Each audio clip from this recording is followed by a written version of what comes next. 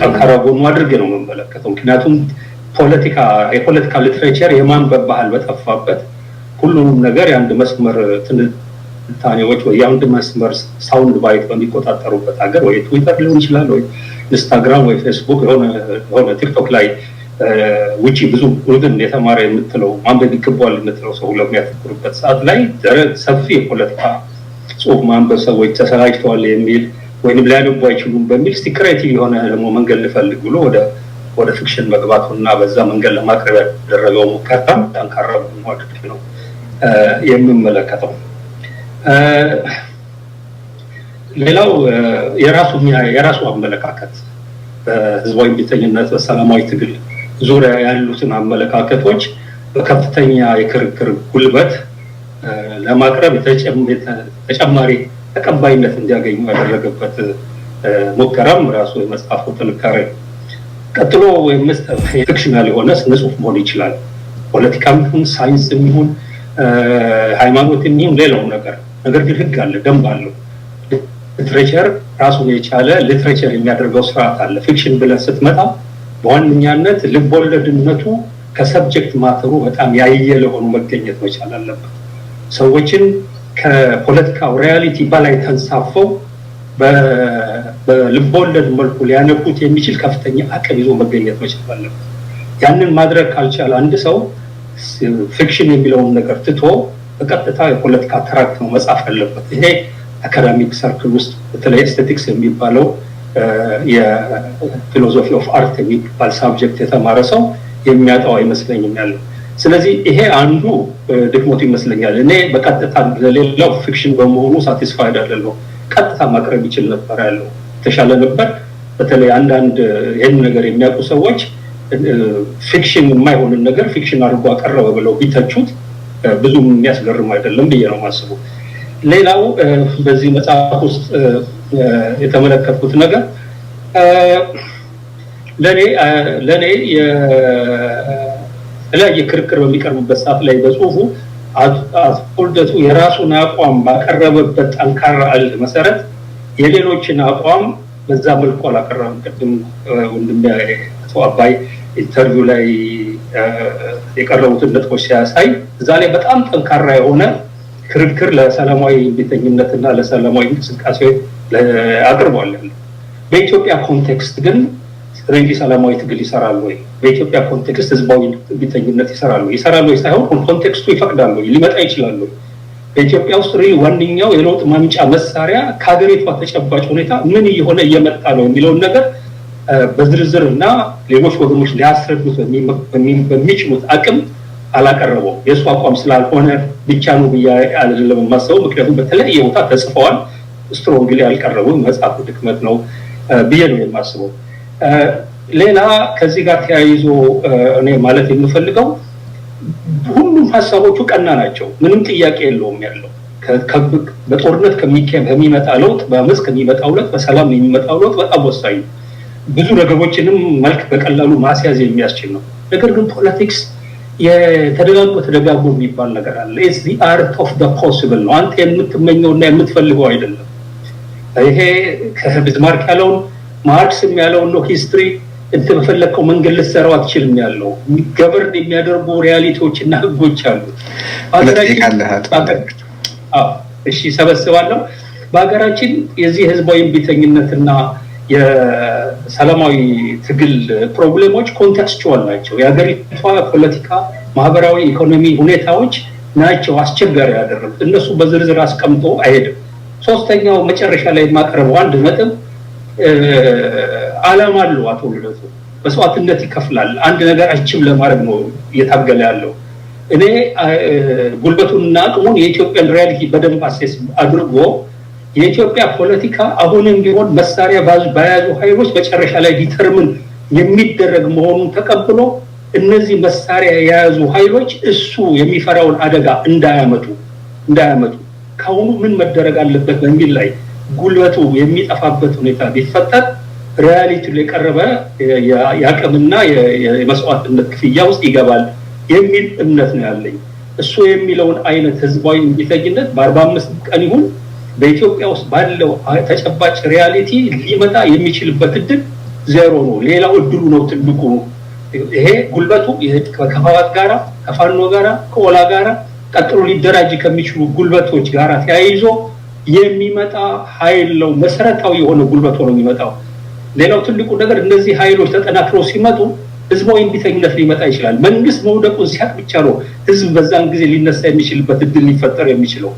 የዛን ጊዜ የሚመጣው ህዝባዊ እምቢተኝነት ግን በጊዜ መልክ ሊያስይዘው የሚችል ዝግጅት አንደርግራውንዲንግ ካልተደረገ በቂምና በቀል የሚሄድ የተከፋና የተበሳጨ የተዘረፈ የተፈናቀለ ህዝብ ያፈናቀሉትን መልሶ ለማፈናቀል የሚሄድበት ሁኔታ ሊፈጥር ስለሚችል እንዲህ አይነቱን አደጋ እንዴት እናስወግደዋለን በሚል ነገር ላይ ስራዬ ብሎ ጥናት ቢያደርግና መፍትሄ ቢያቀርብ ለኢትዮጵያ ሪያሊቲ የተቀረበ ሶሉሽን ሊሰጥ ይችል ነበር ብዬ አስባለሁ። አመሰግናለሁ።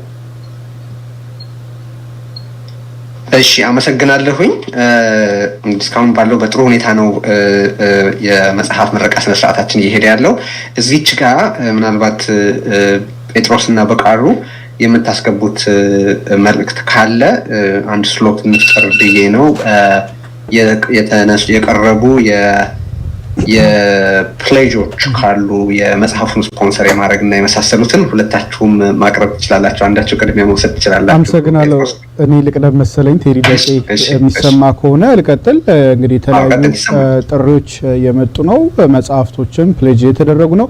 የተወሰኑትን በስም እጠራለሁ የመጀመሪያ ዙር፣ ከዛ ለበቃሉ እድሉን እሰጣለሁ። በእኔ በኩል ገብሩ ቻርሊ 20 መጽሐፍት ከእስራኤል ፕሌጅ አድርጓል። ከተማ ብርሃኔ 100 መጽሐፍት ከቨርጂኒያ፣ አቶ አሰፋ 15 ከዱባይ፣ እንዲሁም ሻማይ አለማየሁ 20 መጽሐፍት ከዩኬ፣ ብርቱ ተቋራጭ 100 መጽሐፍት ከአትላንታ፣ ፕሮፌሰር ስጦታው 30 መጽሐፍት ከካናዳ፣ ሊያ ሃርቤ 20 መጽሐፍት ከስዊድን፣ ሰይድ አብደላ 15 መጽሐፍት ከዚሁ ከዩኤስኤ፣ ፈለቀ ወርቁ 55 መጽሐፍ ከቺካጎ፣ ዶክተር ሽፈራው ገበያው 20 መጽሐፍት ከዲሲ ነው።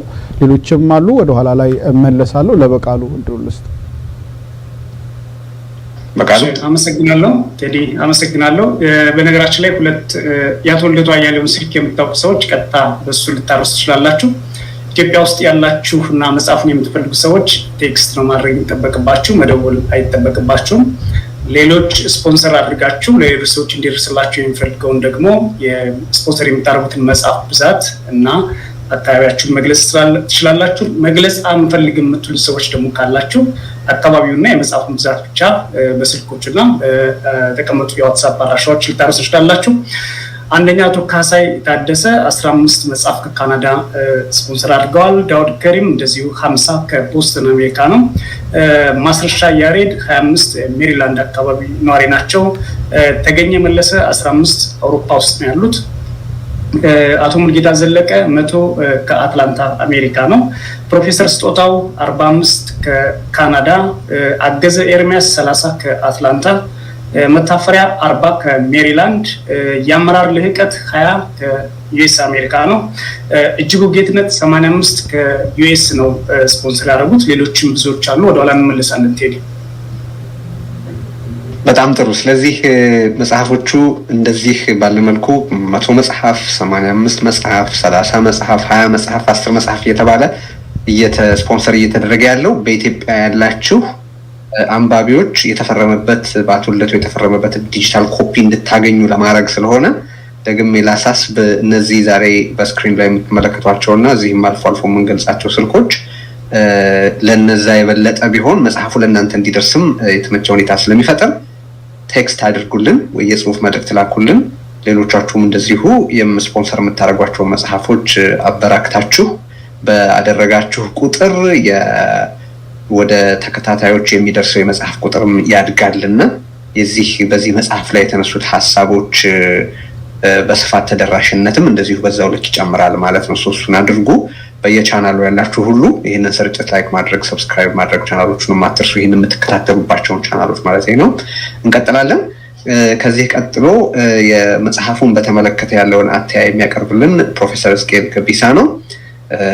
እስቄልን ታውቁታላችሁ። በረዘም ባለ ጊዜ ፖለቲካ ተሳትፎ በጽሁፎቹና በተለያዩ ቃለ ምልልሶችና መድረኮች ላይ ባቀረባቸው ሀሳቦች ዛሬ በዚህ ሀገረ ካኦፒ በተሰኘ የአቶ ልደቱ መጽሐፍ ዙሪያ ያለውን አተያይ ያቀርቡልናል። እስኬል መቀጠል ትችላለህ።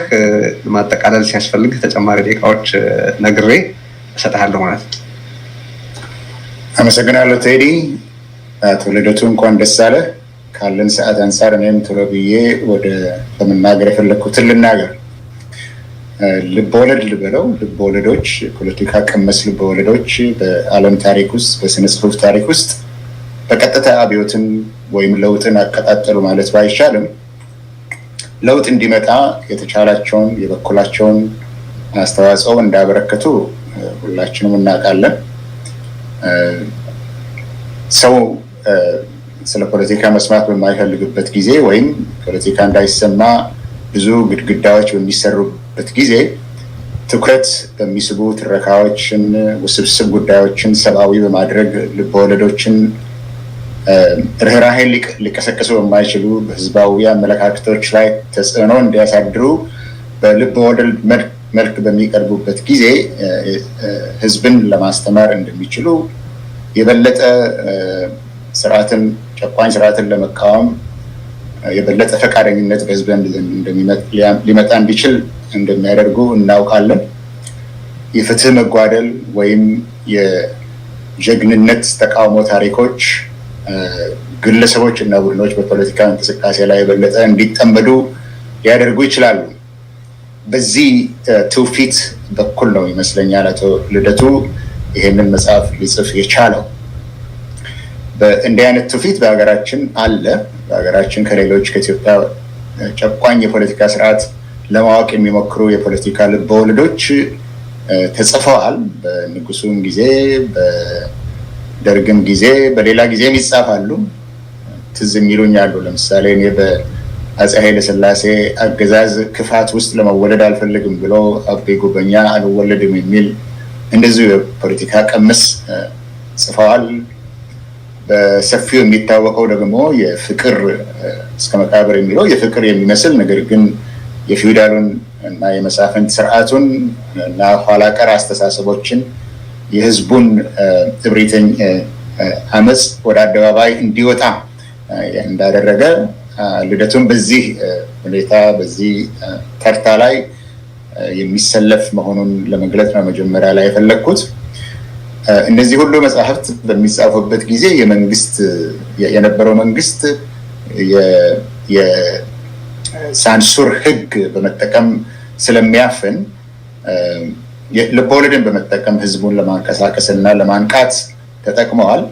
አሁን ግን ያለው ሁኔታ ይሄ ያለው የሳንሱር ሬጂም እንዳለ የታወቀ ነው። ነገር ግን ከዛም በላይ ህዝቡ በኢትዮጵያ ውስጥ በፖለቲካ ላይ እንደተሰላቸ ነው የሚታወቀው። በጣም ሰልችቷል። ብዙ ጊዜ የለውጥ እድሎች ይመጣሉ፣ የለውጥ እድሎቹ ግን አይቀጥሉም፣ ይከሽፋሉ።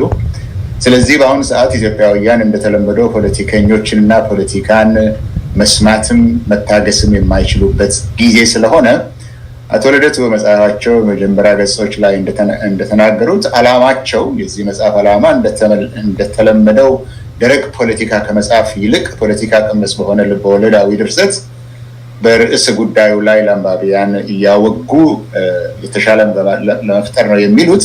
ያን ሀሳብ ነው የሚገልጸው። ስለዚህ በአዲስ መልክ በመምጣታቸው ሊመሰገኑ ይገባል።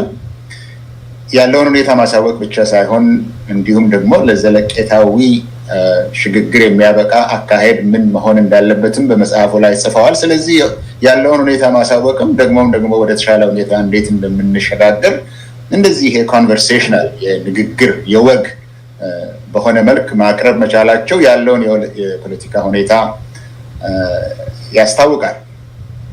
እዚህ ላይ ብዙ ስለ ስነ ጽሁፍ ስለ አንድምታዎቹ ብዙዎች ሊናገሩ ይችላሉ። እኔ ግን ስለ ደራሲው አንድ ሁለት ቃል ለመናገር ይፈቅድልኝ። አንደኛ አቶ ልደቱ አይደክሙም። በኢትዮጵያ ፖለቲካ ውስጥ ለሩብ ምዕተ ዓመት ንቁ ተሳታፊ ሆነው የቆዩ ናቸው። የኢትዮጵያ ፖለቲካ ግን ታጥቦ ጭቃ ነው የሚመስለው። ለውጥ መጣ በሚባልበት ጊዜ ለውጡ ይከሽፋል።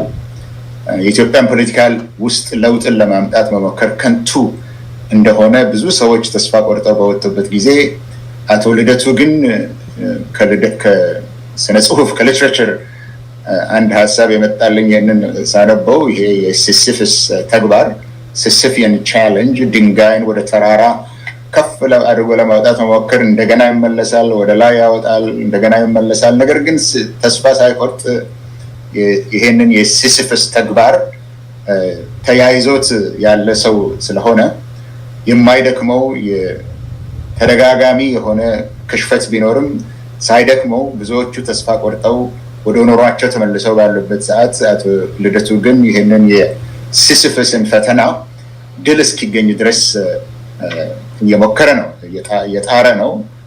ተስፋ አይቆርጥም። ተስፋ አለመቁረጡና ይሄን ያህል መቆየቱ በጣም የሚያስመሰግነው ነው።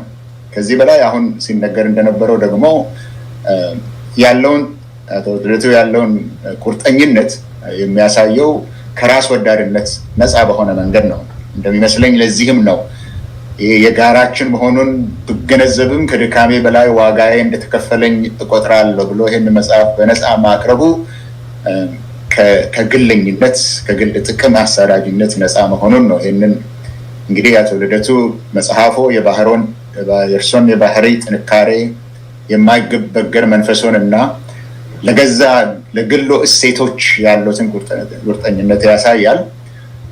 ልቦወለዱን እንዲጋብዙ በመጀመሪያው ገጾች ላይ የጋበዟቸው የህብረተሰብ ክፍሎች አሉ። ደፋ ቀና የምትሉ ስግብግብ የሀገራችን ባለሀብቶች፣ ስልጣን ዘላለማዊ መስሎ የሚታያቸው የወቅቱ የብልጽግና አምባገነን ባለስልጣናት፣ በተናጠል ትግል ለድል እንበቃለን በማለት በያዘን ላይ የምንገኝ የግብዝ የተቃዋሚ ድርጅት መሪዎች ያሉት እንዲያነቡት ስለጋበዙ የኔ ምኞት እርሶ ይህንን የሲሲፈስን ተግባር ይዘውታል። ይህንን ድንጋይ ጫፉ ላይ እንደሚያደርሱት እና 2 ደቂቃ ከሰጠኝ አመሰግናለሁ። ጫፉ ላይ አድርሰው ይሄ ድንጋይ ተንከባለው እነዚህን ቤተሰብ ክፍሎችንም አሸንፎ ለድር እንደሚደርስ እና እነዚህ ለንባብ የጋበዟቸው ሰዎች መልሰው እንደሚያዩት ተስፋ አድርጋለሁ። ምን እንማራለን በሚለው አሁን በዚህ ጉዳይ ላይ ይሄ ነገር ስለ ኢትዮጵያ አይደለም ብሎ ማሰብ አይቻልም። በዚህ ላይ ብዙ ነገር ማለት ይቻላል። አንዳንዶችም አንዳንድ ነገሮችን ተናግረዋል። ግን ምን እንማራለን በሚለው ላይ 1-2 ነገር ልናገርና አቆማለሁ። ይሄኛው ብዙ ትምህርት አለ። ከብዙ ትምህርቶች ውስጥ የመከላከያ ሚኒስትሩ ጀነራል ኮሜቲሽ ጀነራል ቃሊቲን እንዴት እንደሚንቋቸው የታወቀ ነው በውስጥ ሲናገሩ። አደባባይ ላይ ግን ወጥተው ያወድሷቸዋል። በህዝቡ ስሜታዊ ጭፍን በለውጡ ሂደት ህዝባችን ሙሉ ድጋፍ ያላቸው እድለኞች የሆንን እንደዚህ አይነት ፕሬዚደንት እያሉ በአደባባይ ወደ ቤት ሲገቡ ይንቋቸዋል። ወደ አደባባይ ሲወጡ ግን ምን አይነት ሰዎች እንደሆኑ ነው የሚናገሩት። ይሄ ያሳሰበኝ ለእኔ ምን ያህሉ በኢትዮጵያ ውስጥ ያሉ የዚህ የብልጽግና አገዛዝ መሪዎች ከመሪያቸው ጋር ምንም ያክል ባይስማሙ፣ መሪያቸው ምንም ያክል ጨካኝ መሆናቸውን ቢያውቁ ነገር ግን ወጥተው አይናገሩም። ይሄ አንድ ትምህርት ነው እና እዚህ ላይ ለፖለቲካ ስትራቴጂ የሚያወጡ ቢያስቡበት ደስ ይለኛል። ሁለተኛ ራሴሎ ሆሳ ለራሷ ሰርታለች። በግሏ ኑሮ ከፍተኛ ውጤት ላይ ያመጣች ነው። ነገር ግን የሲአይኤ ወኪል ነው የምትባለው። የሊበራል ፓርቲ መሪ ብትሆንም የሲአይኤ ወኪል ነው። ይሄም የቆየ ተግባር ነው። ወደ ላይ የወጡ በግላቸው ብዙ ሰዎች ብዙ ስራን የሰሩ ወደ ማህበራዊ ወደ ፖለቲካ ገብተው ለመርዳት የሚፈልጉ ሰዎችን ሁልጊዜም ወደ ውጭ እንገፋቸዋለን።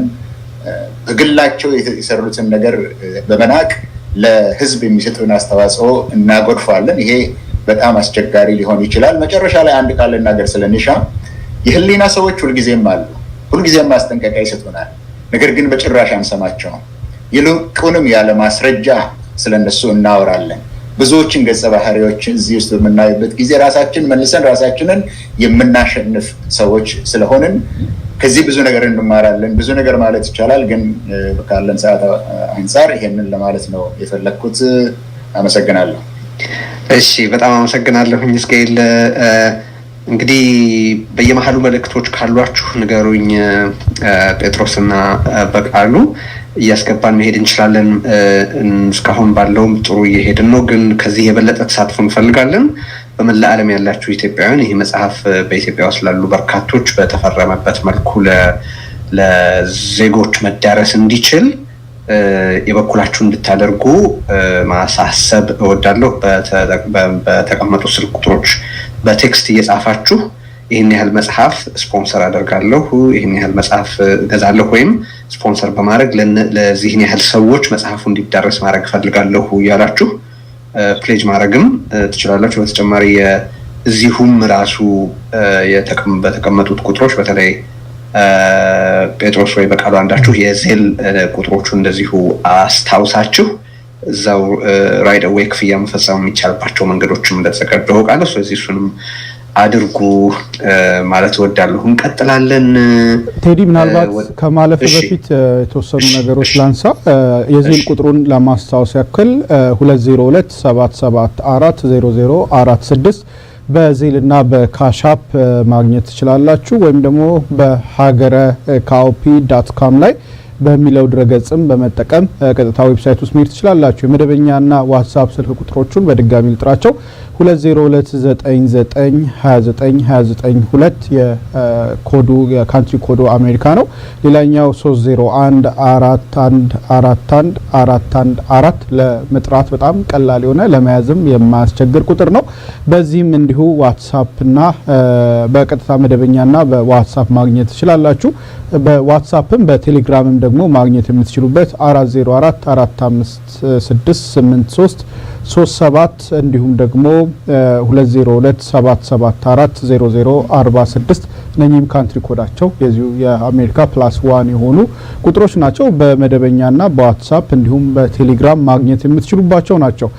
ፕሌጅ ያደረጉ ሰዎች አሉ። ወደ ሰዎቹ ከማለፊ በፊት ባለቅኔው ያለፈ ጥረታችንን ሳስታምመው ትዝ ሲለኝ ከሞከርነው ይልቅ ያልሞከርነው ነው የሚቆጨኝ እንደሚለው በሀገራችን የተደራጁ ትግሎች ከአንድም 2-3 ጊዜ ሞክረናል። በሰላማዊ ትግል ደግሞ የተለያዩ ሙከራዎች ቢሆኑም ደግሞ አንጀት አርስ በሚል መልኩ አልሄድንም። አቶ ልደቱ በዚህ መጽሐፍ አማራጭ ሀሳቦችን በተደጋጋሚ በቃለ መጠይቅ የሚላቸውን በፖለቲካዊ ልቦለድ ደግሞ በዚህ መልኩ አቅርቧልና አንብቦ ይህንን መመካከር ጥሩ ነው ብዬ አስባለሁ። ይህንን ለኢትዮጵያውያን እንዲደርስ መጽሐፉ ፕሌጅ ያደረጉ ሰዎችን ስም ልጥራ። መኮንን ቢኒያም 20 መጽሐፍት ከዚሁ ከዩኤስ፣ ሰፊው ጥላሁን 15 ከሳንዲያጎ፣ ጥላሁን ሮቤል 70 መጽሐፍት ከዚሁ ከዩኤስ፣ አምደዮብ 15 ከቨርጂኒያ፣ አዳነ እንደሻው 20 መጽሐፍ ከዩኤስ፣ ገብረ እግዚአብሔር መኮንን 16 ከስዊድን፣ ታደሰ ካሳ 15 ከዩኬ፣ ተፈራ ዳንኤል 30 ከሜሪላንድ፣ አስፋ ሰለሞን 20 መጽሐፍ ከዩኤስ፣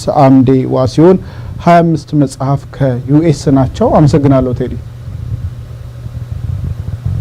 እሺ በጣም አመሰግናለሁ። በቃሉ የቀረ መልእክት አለ ከመሻገራችን በፊት? ቀጣይ ዙር ልምጣኔ። በጣም ጥሩ። እሺ እስካሁን እንግዲህ ተናጋሪዎቻችን መጽሐፉን በተመለከተ ያላቸውን እይታ በጥሩ ሁኔታ ነው እያቀረበ ያሉት። በእውነቱ ሀሳባቸው በጣም የደረጀና የተቀነበበ ነው። በዚህ በጣም አመሰግናችኋለሁ እስካሁን ላላችሁ ተናጋሪዎች። እንቀጥላለን ግን ከዚህ በኋላም ተናጋሪዎች እንደዛ እንደሚሆኑ እርግጠኛ ነኝ። ሬዮት አለሙ ናት ቀጣዩ ተናጋሪያችን። ሬዮት ጋዜጠኛ ናት። በተለያየ መልኩ ለመገናኛ ብዙሃንና የመናገር ነጻነት ትግል በማድረግ ትታወቃለች። በመገናኛ ብዙሃን በኤሌክትሮኒክስ እና በፕሪንት ሚዲያ ላይ ሰርታለች። በአሁኑ ወቅት የምንጊዜ ሚዲያ በማስኬድ ላይ ናቸው ከባልደረቦቿ ጋር። እናመሰግናለን ሬዮት፣ መቀጠል ትችላለሽ።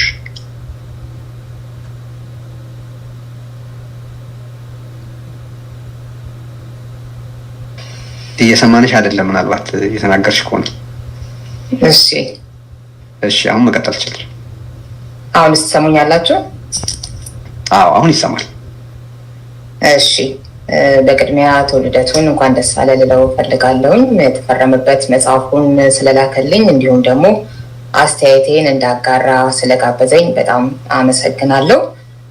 እንግዲህ ስለ መጽሐፉ በተለያየ አይነት መንገድ ከተለያየ ነገር አንፃር እየታየ ብዙ ሊባል ይችላል። እሱን በቀጣይ ፕሮግራሞች የምናደርገው መሆኑ እንደተጠበቀ ሆኖ ለአሁኑ ግን ከሀገረ ካኦፒ ምን እንማራለን ስለሆነ የተሰጠኝ ርዕስ እሱ ላይ ማተኮር እፈልጋለሁ። የአንዱን ማንነት እንደ ሁሉም አድርጎ ሌሎች ማንነቶችን እውቅና በነሳ መልኩ እንዳይወስዱ ማድረግ እንደሚገባ ወይም እንዳንወስድ ማድረግ እንደሚገባ እሱ የሚያመጣው ትልቅ ችግር እንደሚኖር እሱን ያሳያል።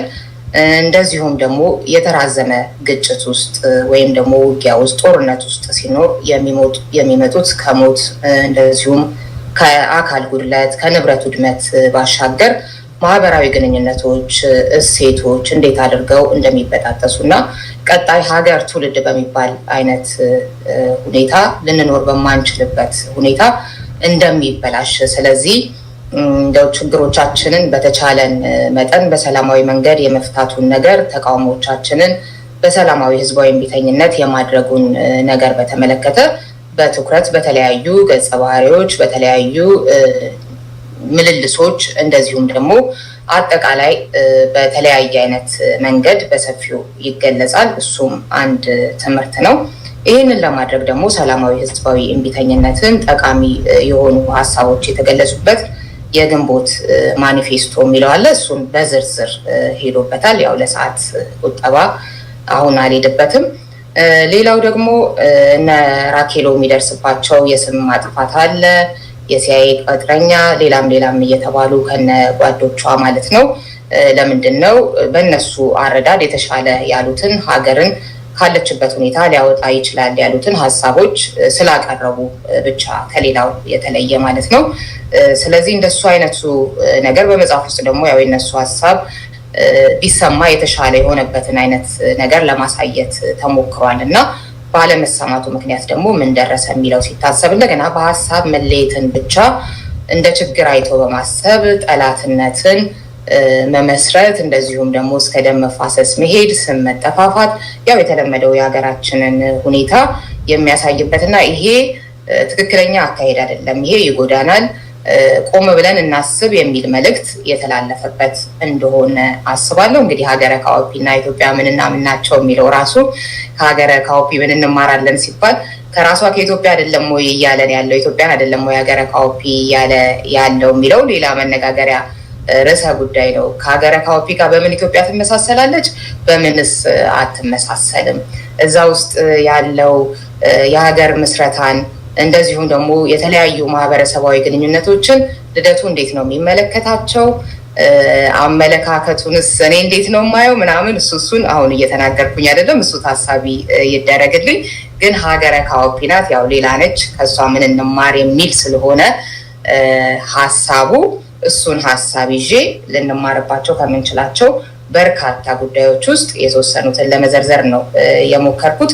ሌላው ያልተገባ ፉክክር የኔ ሀሳብ ብቻ ይደመጥ የሚለው ነገር የት እንዳደረሳቸውም እንደዛው ያሳየናል እና በገዢው ፓርቲም እንደዚሁም በተቃዋሚዎችም በኩልና እሱንም ያልተገባ ፉክክር አያስፈልግም፣ ሰጥቶ መቀበል የሚባለው ነገር አንዳንድ ጊዜ ከኔ ይቅር የእሱን ልስማ እንደዚህ የሚባለው ነገር ምን ያህል አስፈላጊ እንደሆነና አላስፈላጊ እልህ ወዴት አይነት መጠፋፋት ውስጥ እንደሚከት ሌላው ደግሞ ብንቅሽ ነው ወይ ያገባውሽ አይነት ነገር የሚላት የባልና ሚስቱ የመከላከያ ሚኒስትሩና የባለቤቱን የፖለቲከኛዋን እንደዚሁ ውይይቶች ስንሰማ ያው ይሄኛው ማህበረሰብ ላይ እንደዚህ አይነት አመለካከት አለ፣ ይሄኛው ላይ እንደዚህ አይነት አመለካከት አለ የሚባለው ነገር አንዳንዴ እውነት አንዳንዴ ግነት አንዳንዴ ውሸት የሆነው ነገር ማለት ነው።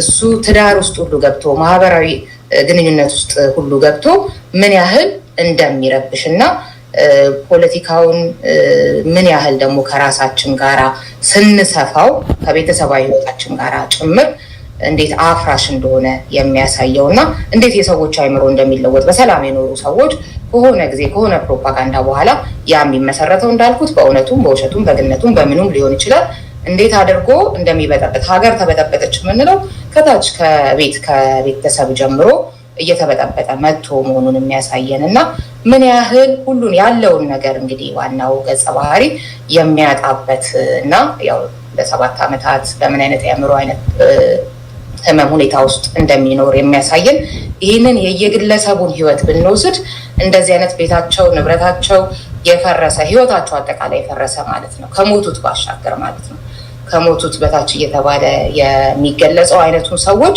ያየንበት ዋናው ገጸ ባህሪና ይሄ የፖለቲካችን ብልሽት የስንት ሰዎች ህይወት እንደሆነ በተግባር የብዙ ሰዎች ህይወት ነውና አንዳንድ ጊዜ ቁጥር አድርገን የምናስባቸውን ሰዎች አይደለም አንድ ገጸ ባህሪ ተደርጎ ሲመጣ በሱ ህመም አማካኝነት ስንቱ ይሆን እንደዚህ ታሞ ያለው የስንቱ ህይወት ይሆን እንደዚህ ተበላሸው የሚለው እንድናስብ እንደ ሰው እንድናይ ከቁጥር ወጥተን የሚያደርግ ነገር አለው።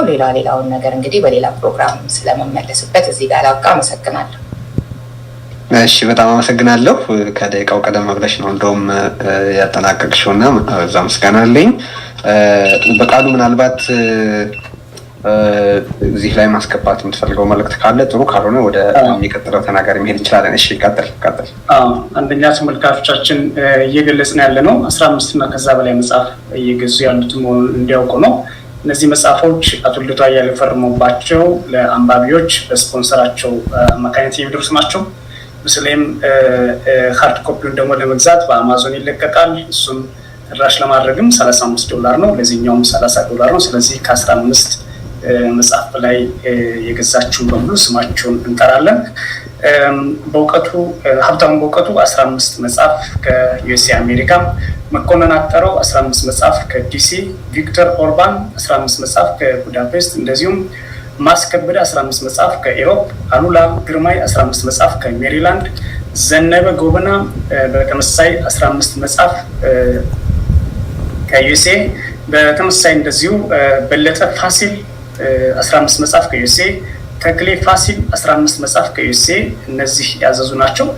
ሌሎችም አሉ፣ የነሱንም 8 ሰዎች አሉ፣ እነሱን ጨምርና ፍቅሬ ካሳ 15 መጽሐፍ ከዲሲ፣ አስቴር አማረ 25 መጽሐፍ ከአትላንታ፣ አማራ ታምሩ 20 መጽሐፍ ከዩኤስኤ፣ ስምረት ወዳጅ 20 መጽሐፍ ከአትላንታ፣ ያሬድ ማስረሻ 100 መጽሐፍ ከቦስተን፣ ቢኒያም ዘገየ እንደዚሁ 100 መጽሐፍ ከካናዳ፣ የአብሮነት ኢትዮጵያ አባላት 100 መጽሐፍ ገዝተዋል። እንግዲህ የአብሮነት ኢትዮጵያ ተመጋጋቢ የሆኑ ሀሳቦች ሲነሳበት የነበረና የቀጠለ ድርጅት ነው። ልጅ መብራቱ 35 መጽሐፍ ከሜሪላንድ፣ አርጋው ካሳ 50 መጽሐፍ ከቨርጂኒያ። እንኳን ሁላችሁም በስልክ ቁጥሮቹ በተቀመጡበት መላክ ትችላላችሁ። ኢትዮጵያ ያላችሁ ሰዎች በተመሳሳይ ቴክስት አድርጉ። አቶ ልደቱ አያሌውን ስልካችሁን የምታውቁ ደግሞ ለእሳቸው በቀጥታ መጻፍ ትችላላችሁ። እናመሰግናለን። እሺ አመሰግናለሁ። ማሳሰቢያውን ብቻ አነሳለሁ። እሱም የተጠቀሱት ስልክ ቁጥሮች ላይ በጽሁፍ መልእክት ብቻ አድርጉት እና ደግሞ ኢትዮጵያ ያላችሁ ይሄ የቀጥታ ስርጭት ካበቃም በኋላ ኢሜይላችሁንና ስማችሁን ብትልኩ መጽሐፉ እንዲደርሳችሁ ማድረግ ስለሚቻል መጽሐፉ ለእናንተ እንዲደርስ ማድረግ ለሚችሉት የተወሰነ መስመሮቹን ነጻ ብታደርጉላቸው ብዬ ላሳስብ። ቀጣዩ ተናጋሪያችን አቶ ዘለሌ ጸጋ ስላሴ ናቸው ነው ልበል። በፖለቲካ ውስጥ ረዘም ያለ ተሳትፎ ያለው ነው። አሁን ደግሞ የአማን ፓርቲ ሊቀመንበር ነው። አቶ ዘለሌ የሀገረ ካኦፒ መጽሐፍን በተመለከተ ያለህን ሀሳብ ማቅረብ ትችላለህ?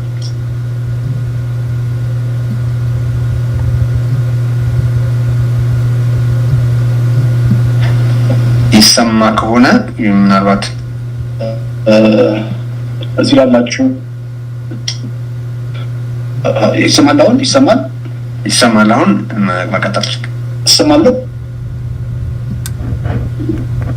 ኦኬ፣ አመሰግናለሁ ቴዲ።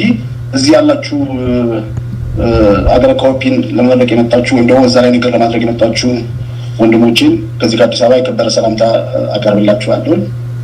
እንግዲህ ቀጥታ ወደ ዕለቱ ፕሮግራም ስገባ አንጋፋው እና ባለብዙ ዘርፍ ፖለቲከኛው ልደቱ አያሌው ባዘጋጀው በዚህ በካኦፒ መጽሐፍ ላይ አስተያየት ለመስጠት በመጋበዜ እንደዚሁም መጽሐፉን ልደቱ ከብዙ ምንጭ በኋላ እንደጻፈው የሚሰማ ነገር ስላለ ለልደቱ ምስጋና ማቅረብ እወዳለሁ።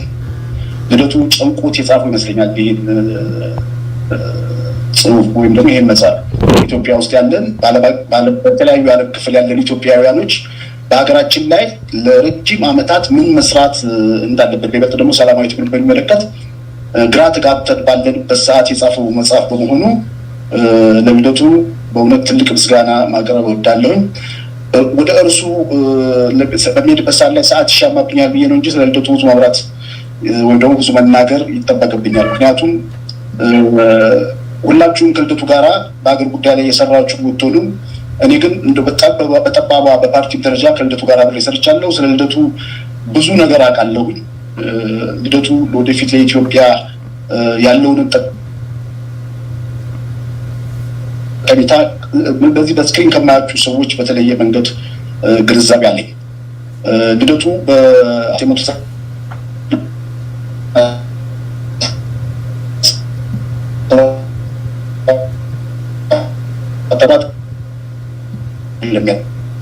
ፈጣሪው ልደቱ ነበረ። ይሄ በእውነት የ1992ቱን ልደቱን እንቅስቃሴ የሚያውቅ የነበረ ማንኛውም ኢትዮጵያዊ ሊያውቀው የሚገባ ነው። ልደቱ በቅንጅት እንቅስቃሴ ላይ ከቤታቸው አልጋ ላይ የነበሩ ትልልቅ ሰዎችን ቀስቅሶ ነው ቅንጅትን ያንቀሳቀሰው።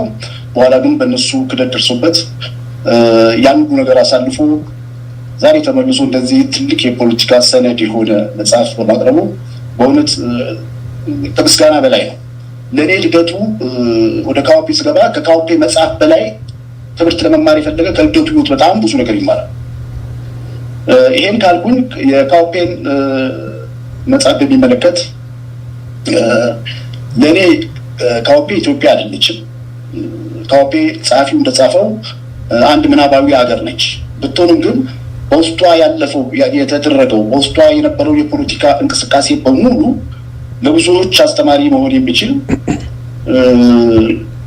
ለእኛም ለኢትዮጵያውያን ብዙ ልንማርበት የምንችል እንደሆነ በደንብ ተገንዝቤበታል። መጽሐፍ በማነበበት ሰዓት ላይ ካውፔ ያለባት ሀገር እስከምትመስለኝ ያነበብኩት።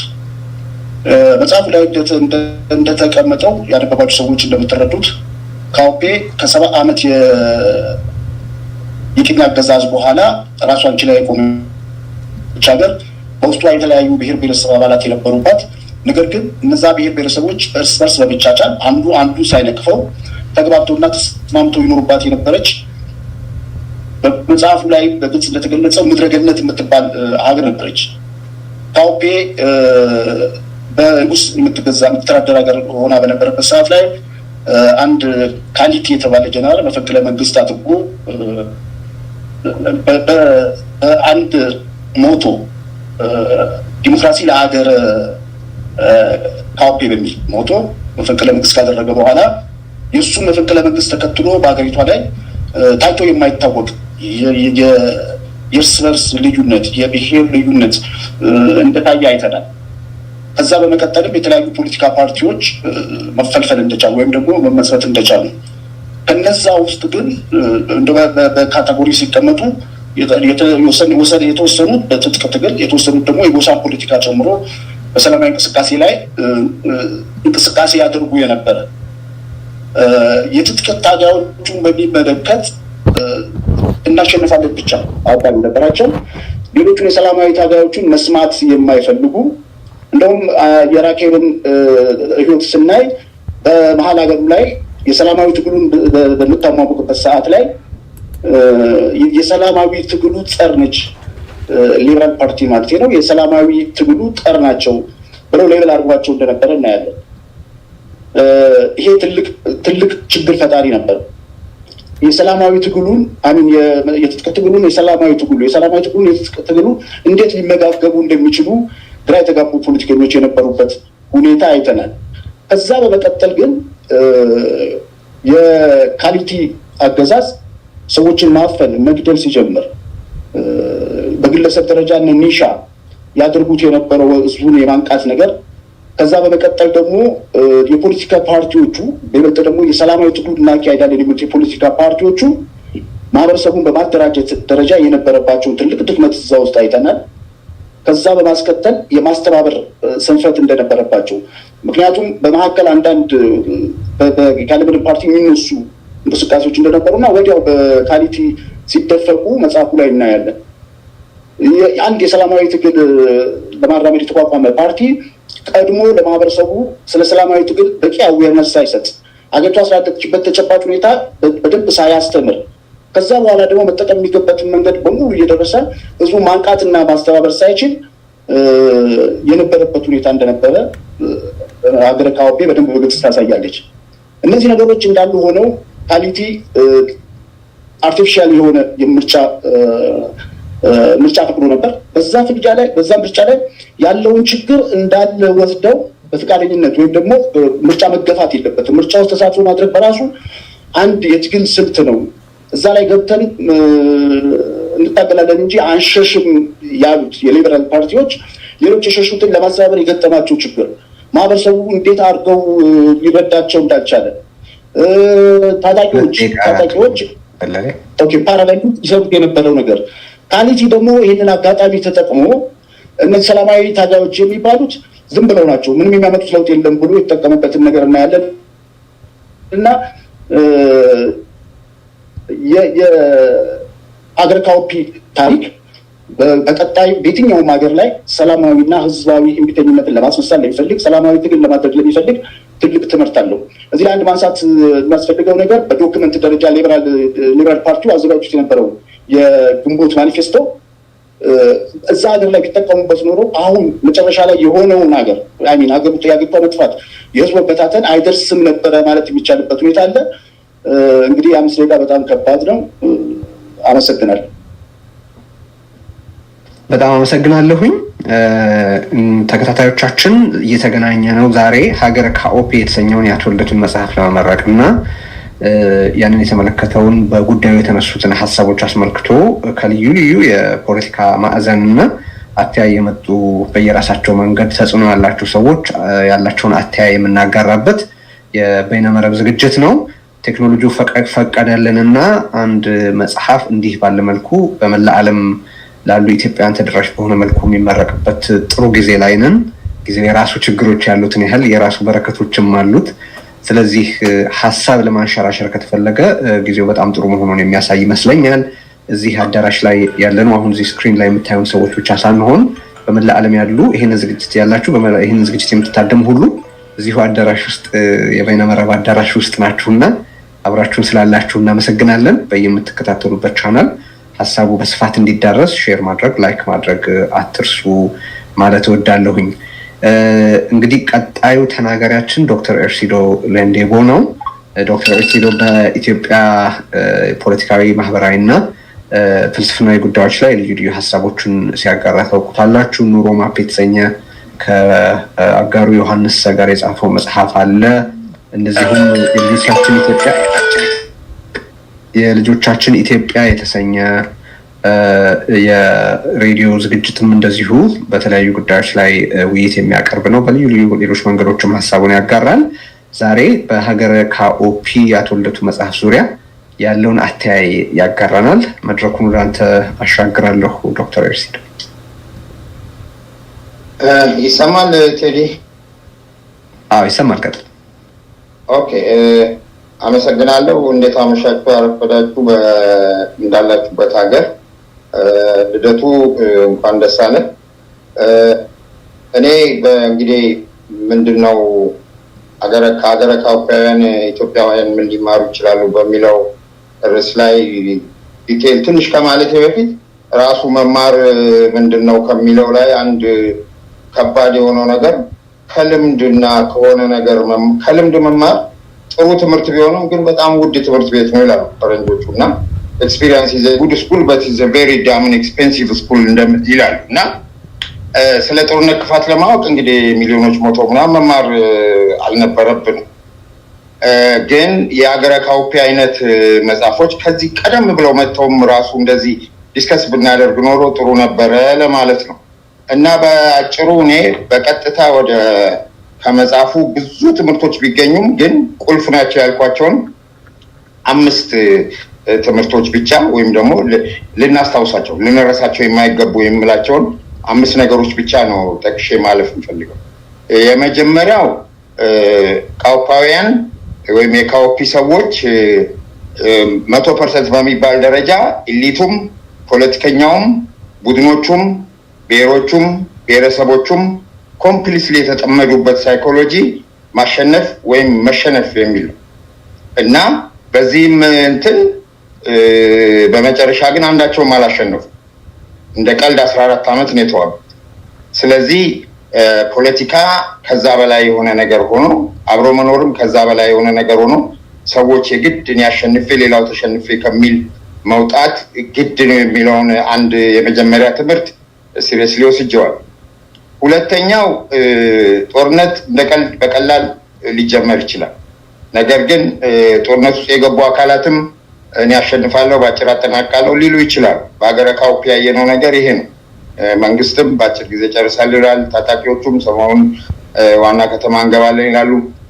ነገር ግን 14 ዓመት ነው የወሰደባቸው። በዛ ረጅም ጊዜ ውስጥ ደግሞ የሀገር ሴቶች ሀብትና ነፍስ መጥፋት ብቻ ሳይሆን ሀገራዊ ሴቶችም ሀገርን እንደ ሀገር የሚያቆሙ ብዙ ነገሮችም እየደቀቁ እየጠፉ ነው የሚሄዱት እና በሀገረ ካውፒ ያየነው ሁለተኛው ነገር ያ ነው። አያጥርም ማለት ነው። ጦርነት አጭር አይሆንም። ስለዚህ ይሄም ጥንቃቄ ልንወስድበት የሚገባ ነው። እኛ ሶስተኛው ለእኔ በጣም ሲሪየስ ትምህርት ነው ብዬ የማስበው የእኛን ሀገርም ላነበበ የሚገባው ምርጫን በተመለከተ ነው። የሀገረ ካውፒያን ሰዎች ምርጫ ያላቸው አስተሳሰብ ምርጫ ምንገባው ማሸነፋችን እርግጠኛ ከሆኑም ብቻ ነው የሚመስል አስተሳሰብ ይዘው ተራምደዋል ፓርቲዎቹም ሁሉ።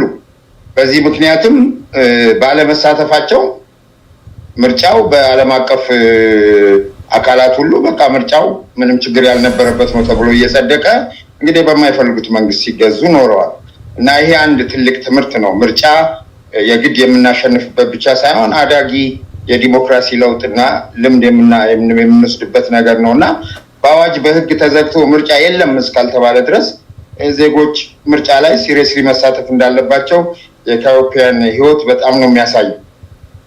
አራተኛውና ለኔ ሾኪንግ የሆነው ትምህርት በደራሲ ኒሻ በሊበራል በምትባለው ራኬል እና ሌሎችም ፖለቲካ ውስጥ አክቲቭ የሆኑ ያልሆኑ ሰዎች ላይ በመጨረሻ የደረሰው እልቂት የሚነግረን ነገር ምንድነው? ይሄ ነገር እየባሰ እየዘቀጠ እየወረደ በሄደ ቁጥር መከፋፈል፣ ጽንፈኝነት፣ ዘረኝነት እና ጥግ የሄደ ብሔረተኝነት እየሰፉ በሄዱ ጊዜ ከጥፋቱ ማንም ሰው አመልጥ። የመከላከያ ሚኒስትሩ ልጅ አላመለጠም። የሚሊዮነር የቢሊዮነር ልጅ ነው አላመለጠም። ስለዚህ ባለሀብትም ምሁርም ማንም መጀመሪያ ሲጀመር ያው ተራና ተርታው ሰው ቢሆንም የመጀመሪያውን ገፈት የሚቀምሰው ነገሩ ግን ወደ መጨረሻ ሲመጣ ማንም ከዚህ ነገር ሊያመልጥ እንደማይችል የሀገረ ካውፒ ታሪክ በደንብ ያሳያልና ይህም ትምህርት ልንወስድበት የምንችለው ኤሪያ ነው ብዬ አስባለሁ። በመጨረሻ የመጨረሻው አምስተኛው ሌሰን ብዬ የምወስደው እኔ ለሰላምና ለሰላማዊ መንገድ ሁልጊዜም ክፍት ቦታ አለ የሚለውን በመጽሐፍ ውስጥ ፍልስፍና በሚናገሩ ሰዎችም በነራኬልም በሌሎቹም የታየ ነገር አለ። ግን ከሪያሊቲ የምናውቀው ደግሞ ቅራኔም ሆነ ጦርነት ምንም ይሁን ምን መጨረሻ ላይ የሚፈታው በጠረጴዛ ዙሪያ ነው። ከዚህ አንጻር እኔ የኢትዮጵያ ሀገራዊ ምክክር ኮሚሽን፣ የሀገር ሽማግሌዎች፣ የሃይማኖት መሪዎች፣ ፖለቲከኞቻችን በየቀኑ ይህን ነገር ማሰብ ማሰላሰል እና ቢያንስ ተኩስ አቁመን መነጋገር የምንችልበት መንገድ እንዲፈጠር ዜጎች በሰለጠነ መንገድ መነጋገር መቻል አለብን እላለሁ። እዚህ መድረክ ላይም በዚህ ደረጃ ስለተነጋገርን እኔ በጣም ነው የማመሰግነው። ንግግሬን መዝጋት የምፈልገው አንድ የአየርላንድ የፈላስፋው አየርላንድ አንድ አባባል አለ እና ምንድነው የሚለው ዲዛስተር ኤንድ ዲዚዝ ካን ሃፕን ሰብኮንሽስሊ በት ኦርጋናይዝድ ቲንግስ ቢዩቲፉል ቲንግስ ቢልዲንግስ ኦር ዋትኤቨር ዱ ኖት ነው የሚለው ኪውር ዱ ኖት ነው የሚለው ማለት ችግር፣ በሽታ፣ ዲዛስተር ዝም ብሎ በደመነፍስ በትንሽ ሰዎች ዝም ብሎ ሊፈጠር ይችላል። መድኃኒት፣ መፍትሄ፣ የተደራጀ ሀገር፣ ቆንጆ ሀገር፣ ትልቅ ፕሮጀክት ምናምን ግን ሁል ጊዜ የነጠረ የተሰናሰለ በትክክል የታሰበበት ፍልስፍናና በደንብ የተደራጀ ተግባር ይፈልጋል። ስለዚህ ኢትዮጵያውያን ባልሰራ ነው ውጤት መጠበቅ አለብን ብዬ አላስብም እና መነጋገር አለብን ለማለት ነው። አመሰግናለሁ ቴዲ። እሺ በጣም አመሰግናለሁ። የኔ 2 ደቂቃ ጭማሪም አላስፈለገህም። ስለዚህ በጊዜ ነው ያጠናቀቅከው። በነገራችን ላይ በተቀመጡት ቁጥሮች መጽሐፉን ስፖንሰር ማድረጋችሁን አትርሱ።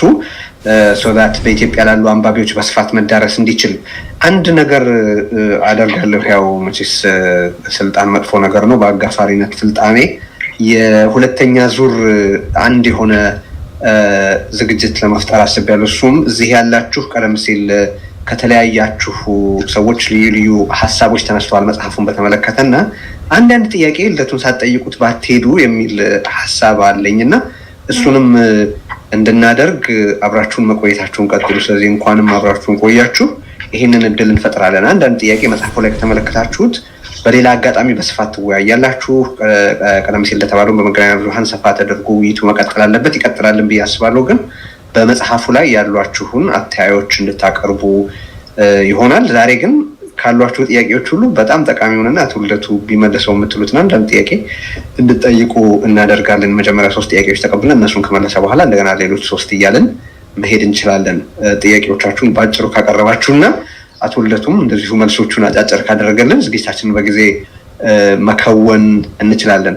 እዚህ ላይ ZA የሚል ነገር እመለከታለሁ መድረኩ ላይ የማን እንደሆነ መገንዘብ አልቻልኩም። ስለዚህ ወይ ሪኔም ብታደርጉልን ወይ ቢያደርጉልን እኒህ ተናጋሪያችን ከተናጋሪዎቹ ዝርዝር የትኛው እንደሆኑ ማወቅ አልቻልኩም። ምናልባት ያወቃችሁ ካላችሁ ከጴጥሮስ ፈቃዱ ሌሎቻችሁ ልትናገሩ ትችላላችሁ። የራሳቸው ZA በሚል ስም እዚህ የምንመለከታቸው ተናጋሪ የትኛው እንደሆኑ ማወቅ አልቻልኩም። አቶ እስማኤልን ማስገባቸው እስከዛ ድረስ ምናችን ዜና አቶ እስማኤል። እሺ አቶ እስማኤል መቀጠል ይችላሉ። በሀገረ ካኦፒ መጽሐፍ ላይ ያለህን አስተያየት ማቅረብ ትችላለህ። ኦኬ ይሰማል? በጀመረ ይሰማችኋል?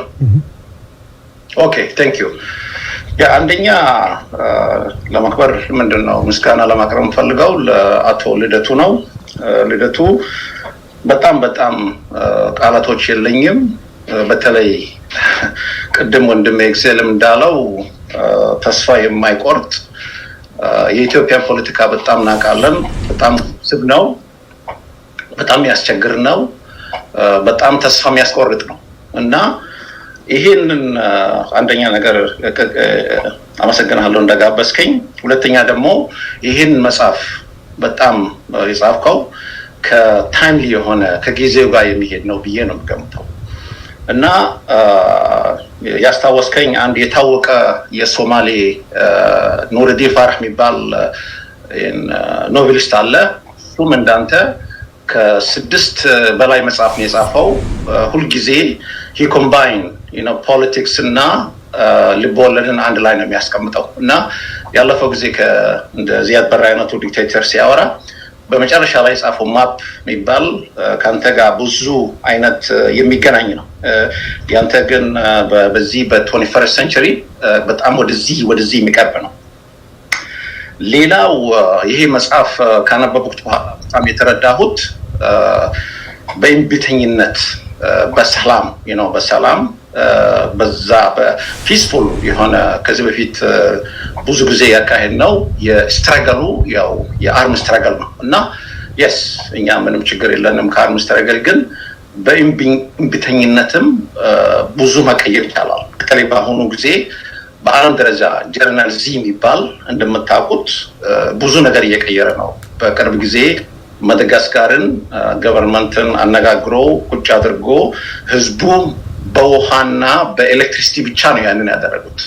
ከዛም በቅርብ ጊዜ እንደ ድሮ እንደ ኃይለ ሥላሴ ጊዜ የነበረው አይነት ሞሮኮ ኪንግ የሆነው እሱንም እጁን ጠምዝዞ በየሳምንቱ ሰላማዊ ሰልፍ እያካሄዱ እና እሱ በዛ መነጽር ካየነው በጣም ጠቃሚ ይሆናል ብዬ ነው። ግን ልደቱ ከዚህ በፊት አንድ የሰማሁት ሲናገር ምንድነው ያለው የአርም ስትራገሉማ ከገቨርንመንቱ ጋር ያለው ቋንቋ በደንብ ያውቃል። የኛ ግን ከዚህ ነን ቫይለንስ የሆኑት ግን በዝምታ ነው እና እስቲ ራሳችን ደግሞ ቮይስ ማሰማን አለብን ብሎ ነው የተናገረው እና በጣም ትክክለኛ ነው ብዬ ነው ማለት። ሌላው ደግሞ በጣም ከዚህ ከመጽሐፍ ያየሁት እና ማለት የተገነዘብኩት የተማርኩት የተለያየ አይዲያዎችንም ቢኖረን ትልቁ ችግራችን ወደ በቃ የኢትዮጵያ ፖለቲክስ ዜሮ ሰም ነው እና ከዛ እንደመነጽር መኖር ያለበት ያ ነው የሚያስተምረን እና ይሄ ጥሩ አይነት ሜሴጅ ነው የሚያስተምረው በተለይ ከተለያዩ አይዲያዎች እና ከተለያዩ ፖለቲካል ሲቪክ ሶሳይቲ እሱን በጣም ጥሩ ነው ብዬ ነው የምገምተው መጨረሻ ላይ ደግሞ አንድ ይሄ የትራንዚሽናል አይነት መዋቅር የምንስማማበት በአሁኑ ጊዜ በኢትዮጵያ የሚያስፈልጋት አንደኛ ሰላም ነው ለሁላችንም ሰላም ያስፈልጋል ከየትም ቦታ መተን ሰላም ያስፈልጋል ሁለተኛ ደግሞ ይሄ ሀገረ መንግስት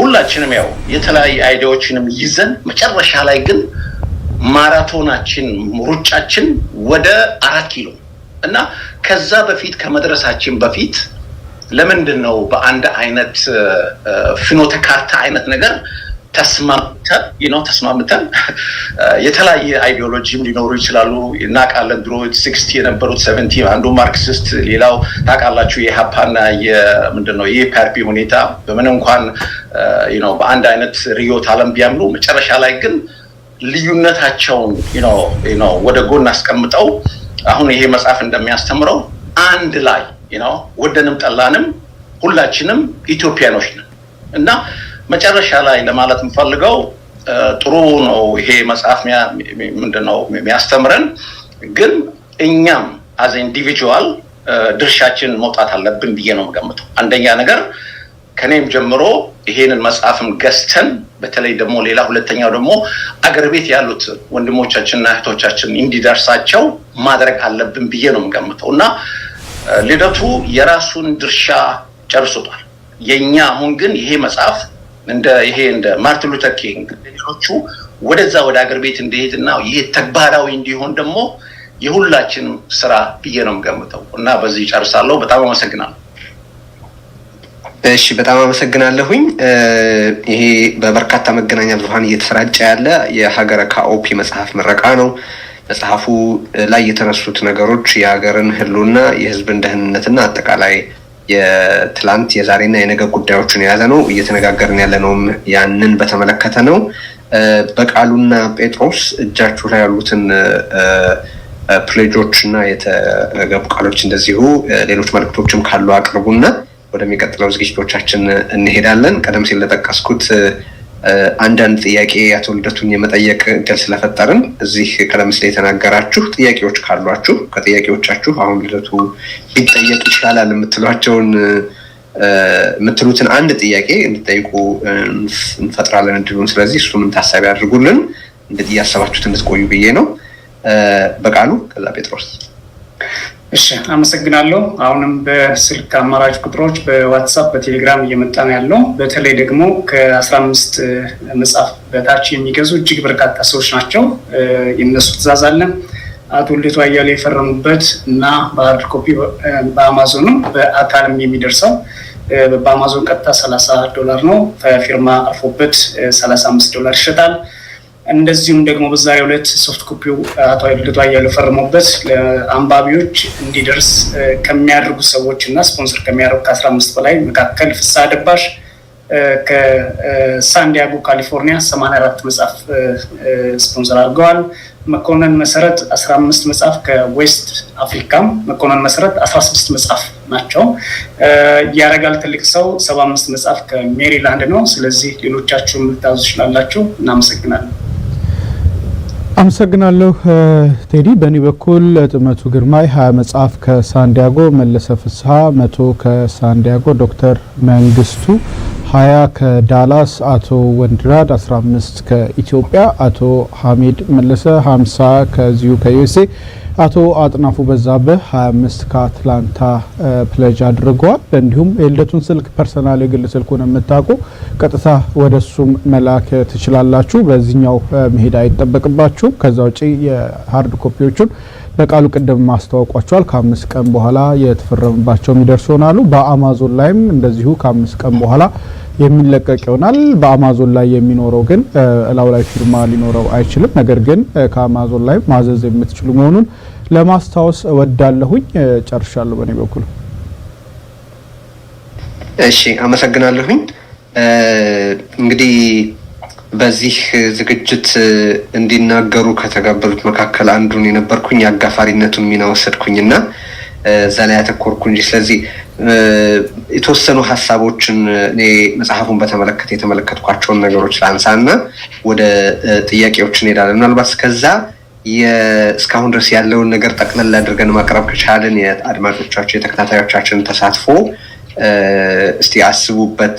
ጠቅለል ያለ ቁጥር መግለጽ ይቻል ከሆነ ባይሆንም ምንም አይደለም፣ እንዲሁ እንደ ሀሳብ ነው እያነሳው ያለሁት። ግን ወደ እኔ ሀሳቦች ከመሄዴ በፊት ተከታታዮቻችን ይሄ የሀገረ ካኦፒ መጽሐፍ ምረቃ ነውና በመላ ዓለም ያላችሁ በተለይ ኢኮመርስ በሚካሄድበት ቦታ ያላችሁ ሁሉ በኢትዮጵያ ይህን መጽሐፍ በርካቶች እንዲያገኙት መጽሐፉን ስፖንሰር እንድታደርጉ በተጠቀሱት ወይ ስክሪን ላይ ባሉት ስልኮች ተጠቅማችሁ አድርጉ። የዜል ቁጥሮቹን ቀደም ሲል ተጠቅሰዋል፣ ካስፈለጉም እንደግማቸዋለን። እሱን እናደርጋለን። ወደ ጥያቄዎቹ በመሄድ እኔ ከእናንተ በሚነሱ ጥያቄዎች ለሚኖረው ኮንቨርሴሽን በጣም ስለጓጓሁ ሀሳቦቼን በተቻለ መጠን አጭር ለማድረግ እሞክራለሁ።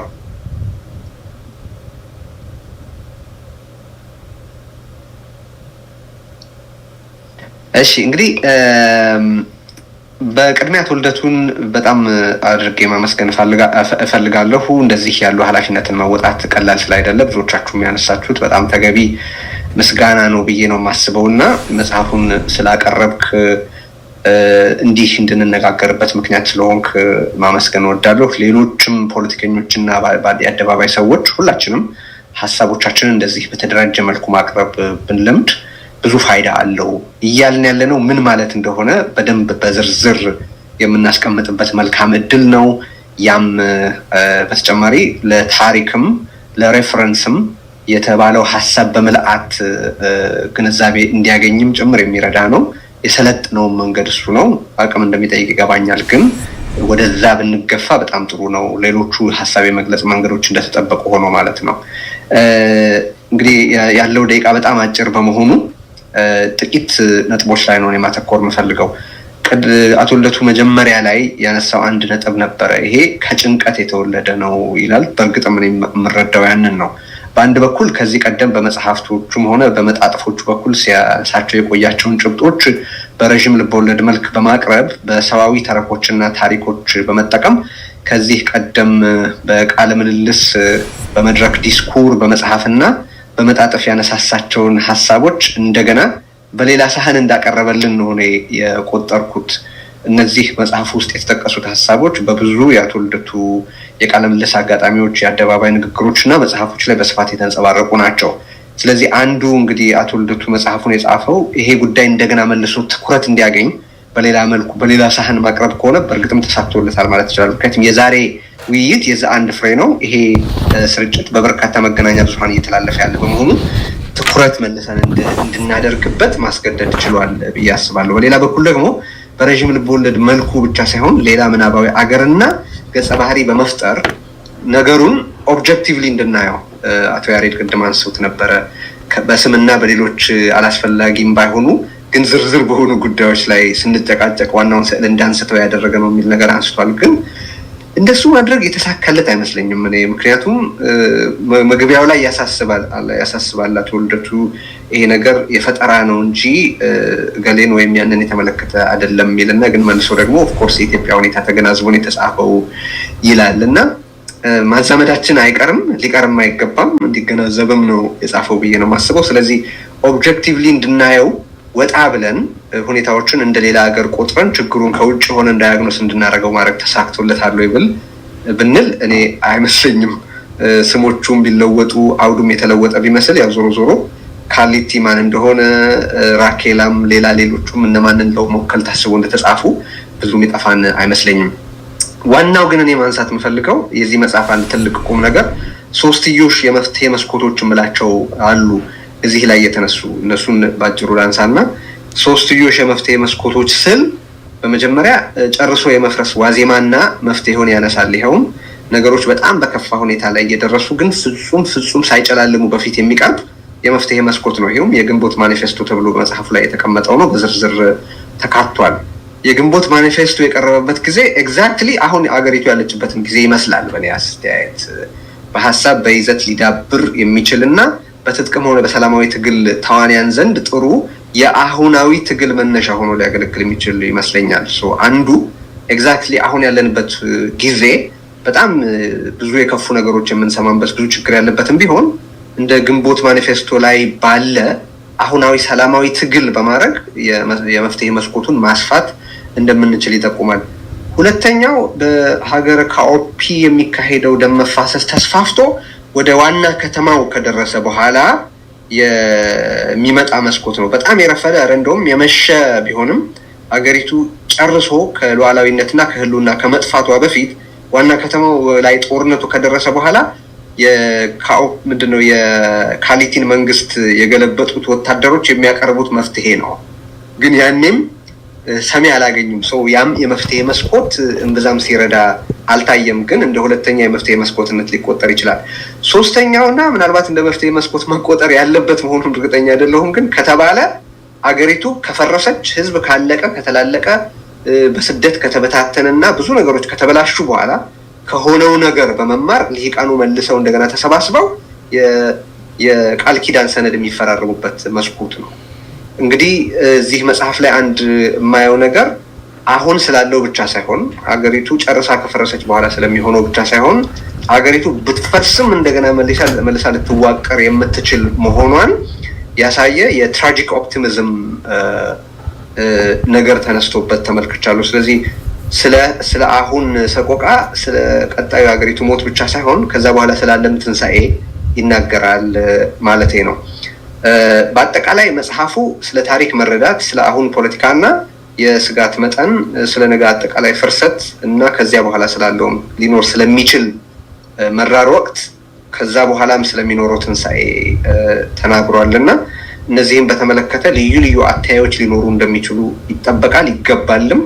ግን አገሪቱ ያለችበት የህልውና አደጋ፣ ከዚህ በኋላ ያለውን ጊዜ ጨለማነትና አሁን ያለው የመተላለቅ ሂደት የበለጠ እየከፋ መሄዱ ሊያስከትል የሚችለው ነገር ሁሉ የዳሰሰ ነው ለማለት እወዳለሁ።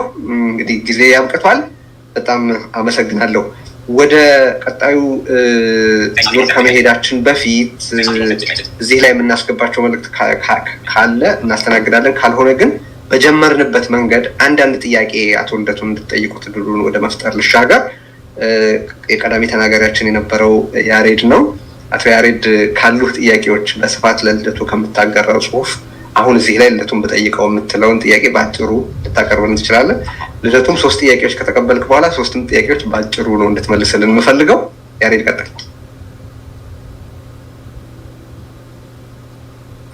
ቴዲ ያሬድ ወጥቷል ኦልሬዲ። እሺ የተናገሩ ሰዎች ወዲያው ስለምናስወጣቸው ካለ ሜቢ ባክስቴጅ ካለ አቶ ዘንደር ያለ ዶክተር እስማኤል አለ፣ ምናልባት ጋዜጠኞችም ስለሆኑ ጴጥሮስም በቃሉም እናንተ መሳተፍ ትችላላችሁ፣ ማንሳት ትችላለህ እና ሌሎች የሚገቡ ካሉ እናደርጋለን። እንደሱ አጭር ጥያቄዎች በማንሳት እንጀምር። እንግዲህ አቶ ዘለሌ አንድ ጥያቄ ካለ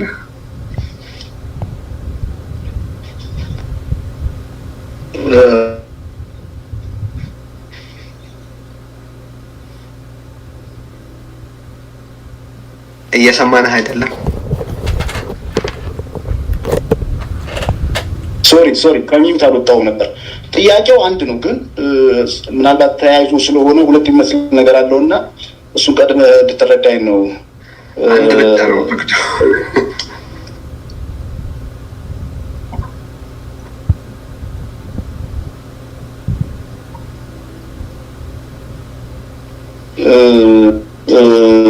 በብዙ የአፍሪካ ፖለቲካ እንቅስቃሴ ውስጥ የሚታዩ እኛ ዲያስፖራ የምንላቸው በዲያስፖራ ውስጥ ያሉ የተደራጁ በተናጠልም በሀገሪቷ ፖለቲካ ውስጥ አሉታዊም አዎንታዊ ሚና ይጫወታሉ።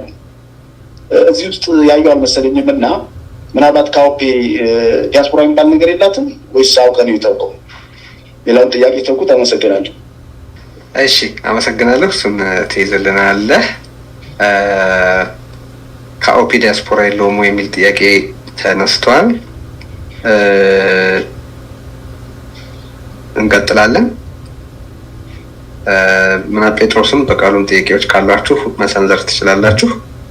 ሪዮት መቀጠል ትችላለች። ምናልባት አንድ ጥያቄ ቀደም ሲል ሰፋ ባለመልኩ ሌሎች ሀሳቦችን በመገናኛ ብዙኃን ዲስከስ ማድረግ እንደምትቀጥሉ አንስተሽ ነበርና ለዛሬ የምትጠይቂው አንድ ጥያቄ ካለ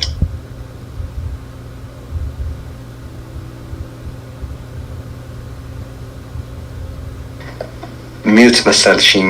ሪዮት ወጣለች። ቴዲ ፒክቸሩ እዚህ ዶክተር እስማኤል አሉ ምናልባት ሳይቀርለ ወጣለች። እዚህ እኮ አለ እንትኑ አለ እኮ ይታየኛል። አይደል ዜና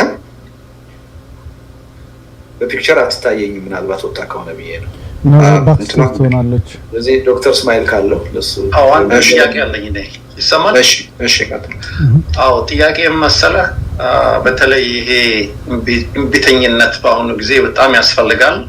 ግን እንደምታውቀው ይሄ ጀርናሊዝም የሚባል አሁን ይሄ ሶሻል ሙቭመንት የተጀመረው አብዛኛው ሀይሊ የሆነ ሳቪ መሆን አለባቸው በኢንተርኔት እና በስማርትፎን እና እንዴት ነው በተለይ ይሄ ነገር ወደ ተግባራዊ ለመውሰድ the easiest thing አሁን ይሄ ሶሻል ሙቭመንት የሚባል ኮንሰፕት ከሶሻል ከሙቭመንቶችን አንድ ላይ አድርጎ ለማቅረብ እነዚህ ሜካኒዝም በተለይ በኢንተርኔት በኩል በአሁኑ ጊዜ በዲጂታል በኩል ምን ያህል ነው ያሰብክበት? እሱ በጣም ኢዚ ነው። ብዙ ሰው መድረስ ይቻላል። ያንተ ምንድነው እይታ እንዴት ይመስላል? በዚህ አንድ ጥያቄ ከጴጥሮስ ወይም በቃሉ አንድ ጥያቄ ላቅርብ። እንግዲህ በሀገረ ካውፒ ላይ የተነሳው አቶ ልደቱን በተለያየ ገጸ ባህሪያት ውስጥም በግልጽም በተቀመጠው መልኩ አይተነዋልና ልደቱ እኔ ወደ ካራክተሩ ሳይሆን ወደ አንተ ቀጥታ ላምጣው ጥያቄውን። አሁን ከተነሳው ሀሳብ አንጻር የጄንዚን ሙቭመንት በተለይ ደግሞ ኢትዮጵያ ውስጥ ማህበራዊ ሚዲያ እንደ ቲክቶክ በመላው ሀገሪቱ ተደራሽ ነው ማለት የምንችልበት ሁኔታ ያለ ይመስለኛልና አሁን ላይ ያለውን ወጣቱን ከማንቀሳቀስ አንጻር እስካሁን እስከማውቀው ድረስ ኦፊሻል የሆኑ የማህበራዊ ሚዲያ አካውንቶች የሉምና ይህንን በሀገረ ካውፒ ላይ ያየነውን አይነት እንቅስቃሴና የ45 ቀን እንቅስቃሴዎች እንዴት ነው ወደ ተግባር ለማውረድ እነኚህ ነገሮች ታስባቸዋለህ ወይ ብዬ ፐርሰናል አድርገውና ወደ አንተ ላምጣው የኔን ጥያቄ። እሺ አመሰግናለሁ። አንዱ ሀሳብ ምንድነው ቀደም ሲል አቶ አንዳርጋቸው ጽጌ ያነሱትን ሀሳብ የሆነ ነገር እንድትልበት እፈልጋለሁ። በእርግጥ በአሁኑ ሰዓት የትግል የሚያደርጉ ኃይሎችን ጎጂ እንዳይሆኑ ማድረግ ወይም ደግሞ ሼፕ ማድረግ ተሳተፍ አይሻልም ወይ የሚል አለ። የኔ ጥያቄም ከዚህ ጋር የተያያዘ ነውና በአሁኑ ሰዓት በኢትዮጵያ አብዛኛው የትግል የሚያደርጉት የተማሩ በዩኒቨርሲቲዎች ያለፉ ባለማረግተኞች የተለያየ ሙያ ያላቸው በሀገሩም ውስጥ ሰፊ ተሳትፎ የነበራቸው ወጣቶችና ጎልማሶች ናቸው በብዛትና እነሱ ደግሞ ከከተሞች ከየትኛውም ጫፍ በገጠርም የተወለዱ በሀገሪቱ ባሉ ተቋማት ጭምር ከፍተኛ ተሳትፎ የነበራቸው የፌዴራል ተቋማት በግል መስሪያ ቤቶች ጭምር የነበሩ ሰዎች ናቸው በብዛት ከፊት ከምናያቸው አመራር ተብሎ ከሚመጡት በሚዲያም ውጭ ያሉት ስናይ ይሄ ነገር አለና ሌላው ይሄን የመጠበቅ አዝማሚያ ያለና ይሄ በሀገሩ ደግሞ አሸናፊ ሀሳብ ሆኗል። የትግል በአሁኑ ሰዓት በተለይ አገዛዙ ለሰላማዊ እንዲተኝነት አይደለም በሰላም ለማደር እንኳን የማይፈቅድ ስለሆነ በሰላም ማደር ያለብን ራሳችን በፈጠርነው ሜዳ ነው ወደሚል ልክ እንደ ፋሽን ብዛት ወደ ውጊያ እየተቀላቀሉ ነው ያሉትና ይሄንን ብሬክ ማድረግ የሚቻለው እንዴት ነው ብለህ ታስባለህ? ይሄ የከተማው ህዝብ በተቋማት ውስጥ ያለው የሲቪል ሰርቪስ ተቋማት መንግስት መዋቅር ውስጥ ያለው ጭምር በአብዛኛው ጥናት እንኳን ተደርጎ ባይታይ ዝምታ መርጧል ወይም አልተስማማም ወይም ደግሞ የዛ ሀሳብ በተቃራኒ ተጋሪ ነው። ሲታሰርም በማንነቱ በብሔሩ በተደጋጋሚ ጥቃት ሲደርስበትም በተቋማት ጭምር አገዛዙ የራሱን ሰዎች እንደዚህ ሲያደርግ ጭምር የሚያሳየው የሚቀርብበት ተመሳሳይ ነገር ስለሆነ በአብዛኛው የትግሎችን የመደገፍ አዝማሚያ ያለ ይመስለኛል። ጦርነቶችንም የመቃወም ሰልፎች ጭምር በአገዛዙ ስለተከለከሉና እንዴት ነው ብሬክ ማድረግ የሚቻለው በአሁኑ ሰዓት ብለህ ታስባለህ? እሺ እንግዲህ ሌላ ዙር ከምንፈጥር እዚሁ አንድ ጥያቄን ይላክልና ከዛ ትውልደቱ ለጥያቄዎቹ ምላሽ ሰጥቶ የመዝጊያ ነገሮቻችንን አድርገን ይህንን የምረቃ ስነስርዓት እንፈጽማለን። ቀደም ሲል በቃሉም አቶ አንዳርጋቸው የሚያነሱትን ነገር በደንብ ሂድበት። ለምንድን ነው ኮኦተር እንዲኖረው ብታደርግና ስነ ጽሁፍን በተመለከተ በደንብ ፕሎት ውስጥ ተሰርቶ እነዛ ያሰብካቸው ፖለቲካዊ ጉዳዮች በደንብ በበለጠ ሰስፔንስ እና በበለጠ ተጽዕኖ እንዲነበቡ ማድረግ አይቻልም ነበር ወይ የሚል ጥያቄ ነው። እሱን አንሳ። እሱ ግን የኔ ጥያቄ ምንድን ነው የሀገሮቹን ስያሜና የገጸ ባህሪያቱን ስም በዛ መልኩ ለመሰየም መነሻህ ምንድን ነው? ለምሳሌ ካኦፒ የሚል ቃል ያልነገርከን ትርጉም አለው ወይ? በሌላ በሆነ የዓለም ቋንቋ አንዴ ካማቴ ካወራ የሚል ነገር አንስተህ እንደነበር አስታውሳለሁ ወደ አገር ቤት መመለስን በተመለከተ እና እዚህ ላይ ያሉት የሁሉም ገጸ ባህሪያትና የአገሪቱ ስያሜ በሆነ ቋንቋ ትርጉም አላቸው ወይስ በቃ ጥርት ያሉ እንዲሁ የፊደላት መገጣጠም የፈጠራቸው ስያሜዎች ናቸው? የሀገሩ መነሻ ስታደርግ የሀገሩ ታሪክ አድርገህ ያነሳቸውስ ነገሮች ምንድነው? መነሻህ የቅኝ ግዛት ታሪክ እንዲኖር ማድረግ የፈለክበት ምክንያት ወዘተረፈ እነዚህን እስቲ ለምናባዊ ገጸ ባህሪያቱ መፈጠር እንደ መነሻ ያገለገሉ ስሞቹ በሆነ የዓለም ቋንቋ ትርጉም ያላቸው ናቸው ወይ? እሱን በተመለከተ የሆነ ነገር ልትለስ ይለኛል። ሌሎቹን አስመልክቶ ግን በቀጣዮቹ ዝግጅቶቻችን እናነሳቸዋለን ከአንተ ጋር በሚኖረን ውይይት። እነዚህን ጥያቄዎች እስቲ መልስ። ቴዲ አመሰግናለሁ። በርከት ያሉ ጥያቄዎች ናቸው፣ ግን ካለን ጊዜ አንጻር ያው ማስረዘም ያለብኝ አይመስለኝም እና ባጭሩ ለማለት ሞክራለሁ። አቶ ዘለሌ ያቀረበው ዲያስፖራ ሀገረ ካኦፒ ውስጥ የለም ወይ ያለው ምናልባት በስፋት ላይ ይገኝ ይችላል። ያ ደግሞ ምናልባት የሚመነጨው የትግሉ ዋና ባለቤት አገር ቤት ያለ ህዝብ ነው የሚል እምነት ስላለ ሊሆን ይችላል። ግን ደግሞ ጭራሽ የተረሱ አይደሉም። ለምሳሌ የግንቦት ማኒፌስቶ ላይ ካየን በዲያስፖራው ምን አይነት ጠንካራ የሆነ ትግል አድርጎ የህዝባዊ እምቢተኝነቱን ሊደግፍና ወደ ውጤት እንዲበቃ ለማገዝ እንደሚችል በዝርዝር ሁሉ የተቀመጡ ነገሮች አሉ። ከዕቀባ አንጻር፣ ከሰላማዊ ሰልፍ አንጻር ኢቨን ቦታዎቹ እየተጠቀሱ የዲያስፖራው ሚና ምን ያህል ከፍተኛ እንደሆነ ተጠቅሷል። በአፍራሽነትም የተለያዩ ቦታዎች ላይ 3-4 ቦታ እንደተጠቀሰ አስታውሳለሁ። በተለይ ይሄ በጣም ጽንፈኛ የሆነና የብሔርተኝነት ፖለቲካ እየተጋጋለ እንዲመጣ በማድረግ ረገድ ከሶሻል ሚዲያ መስፋፋት ጋር ተያይዞ የዲያስፖራው ሚና ከፍ ያለ እንደሆነ የተጠቀሰበት ሁኔታ አለ። እሱ ብቻ አይደለም። ከውጭ ሀገር ወደ አገር ቤት የሚገቡ የውጭ አስተሳሰቦች ምናልባትም ለጠጥ ካደረግናቸው ባዕድ የሆኑ አስተሳሰቦች ሁሉ እየገቡ አገሪቱን እንዴት እንደሚያምሷት ሁሉ የተጠቀሰበት ሁኔታ አለ። አብዛኛዎቹ ውጭ ሀገር ተምረው የመጡ ምሁራኖች ናቸው እና እነሱ ይዘውት የሚመጡት አይዲዮሎጂ አስተሳሰብ ከሀገሩ ነባራዊ ሁኔታ ጋር አልሄድ እያለ ምን ያህል ችግር እንደሚፈጥር በጣም ዘለግ ባለ ታሪክ የተገለጸ ይመስለኛል። ምናልባት በብቃት በስፋት ከዚህ በላይ ለመግለጽ ቅድም ያልኩት አስተሳሰብ ተጽዕኖ አሳድሮብኝ ሊሆን ይችላል። እኔ በዋናነት ትግሉ መካሄድ ያለበት አገር ቤት ነው። ዋናው የትግል ተዋናኝ አገር ቤት ያለው ህዝብ ነው የሚል እምነት አለኝ። የውጩ ኃይል የማገዝ የመርዳት የማጠናከር ሚና ነው እንጂ ያለው በዋናነት ትግሉን የማካሄድና የመምራት ሚና የእሱ አይደለም የሚል እምነት አለኝ። ምናልባት እሱ ተጽዕኖ አሳድሮ አንተ በምትጠብቀው መልኩ ላልገልጸው እችላለሁ፣ ግን ሚናው እዚህም እዛም ተገልጿል ማለት ነው። ሌላው ከዚህ ከዲጂታል ዓለም ጋር በተያያዘ አንዱ ግን ያሰብከው የሚል ነገር አንድ ሁለት ጊዜ ደጋግሞ ሲነሳ ሰምቻለሁና እኔን እንደ አንድ የፖለቲካ ኃይል አድርጋችሁ ባታይ ጥሩ ነው። አንድ ግለሰብ ነኝ፣ አቅሜ የፈቀደውን ነገር ብቻ ነው ላዋጣ የሚችለው እና ዋናው ትግሉ ነው። በዛ ትግል ውስጥ ደግሞ ብዙ ተዋናኞች አሉ፣ የፖለቲካ ኃይሎች አሉ፣ ሲቪክ ማህበራት አሉ፣ ምሁራን አሉ፣ ህዝቡ አለ። ምናልባት ከነዛ በዛ ሂደት ውስጥ ካሉ ግለሰቦች ውስጥ አንዱ ነኝ እኔ እና ምን አስበሃል እንዴት ልታረግ ነው የሚለው ጥያቄ ተገቢ አይመስለኝም። ለአንድ ግለሰብ መቅረብ ያለበት አይመስለኝም። ለአጠቃላይ ለኢትዮጵያ የፖለቲካ ኮሚኒቲ መቅረብ ያለበት ጥያቄ ነው እና እሱ ላይ የተዛባ አስተሳሰብ እንዳይኖረን ጥንቃቄ ማድረግ ያለብን ይመስለኛል። ግን ዞሮ ዞሮ ዶክተር እስማኤል ያልከው የዚህ ዲጂታል እንትንን የመጠቀም ጉዳይ እጅግ ወሳኝ ነው። በተለይ በአሁኑ ዘመን ሰላማዊ ህዝባዊ እምቢተኝነትን በአንድ ሀገር አቀጣጥሎ ለውጤት ለማብቃት የማይተካ ሚና ነው ያለው።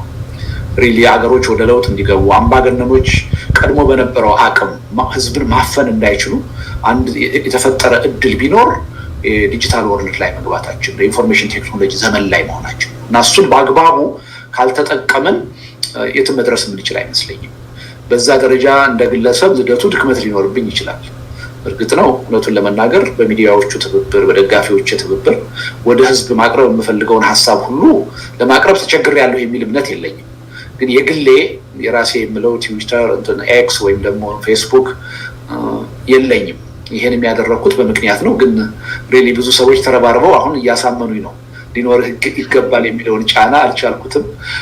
ሐሳቦችም አሳማኝ ናቸው የሚል እምነት አለኝ። በቅርብ ጊዜ እሱን እንዲኖረኝ የማድረግ ፍላጎት አለኝ። ዞሮ ዞሮ እኔ ኖረኝም አልኖረኝም እሱ ወሳኝ አይመስለኝም። ወሳኙ ትውልዱ ትግሉ ይሄን እውነታ አውቆ በአግባቡ መጠቀም ይኖርበታል። በተለይ ሰላማዊ ህዝባዊ እምቢተኝነት አገር ቤት ተጀምሮ ተቀጣጥሎ ለውጤት እንዲበቃ ከፈለገ እሱን በአግባቡ በስፋት የመጠቀም ጉዳይ ምትክ የለሽ ነው የሚል እምነት አለኝ እና ምን አስበሃል ሳይሆን ምን አስበናል የፖለቲካ ኃይሉ ይሄን ጉዳይ በአግባቡ ለመጠቀም ምን አስቧል የሚለው ላይ ማተኮሩ ተገቢ ይመስለኛል። ልደት ወደ ሌላ ጥያቄ ከመሄድ በፊት እዚህ ዜድኤ በሚል የገባ ሰው አለ። ማን እንደሆኑ ካልገለጹልን ዶክተር አክሎግ መሰለኝ ናቸው ወይስ? ዶክተር አክሎግ ናቸው። ዘግይተው መጥተው ነው። ምናልባት ጨርስና ታስገባቸዋል። እሺ።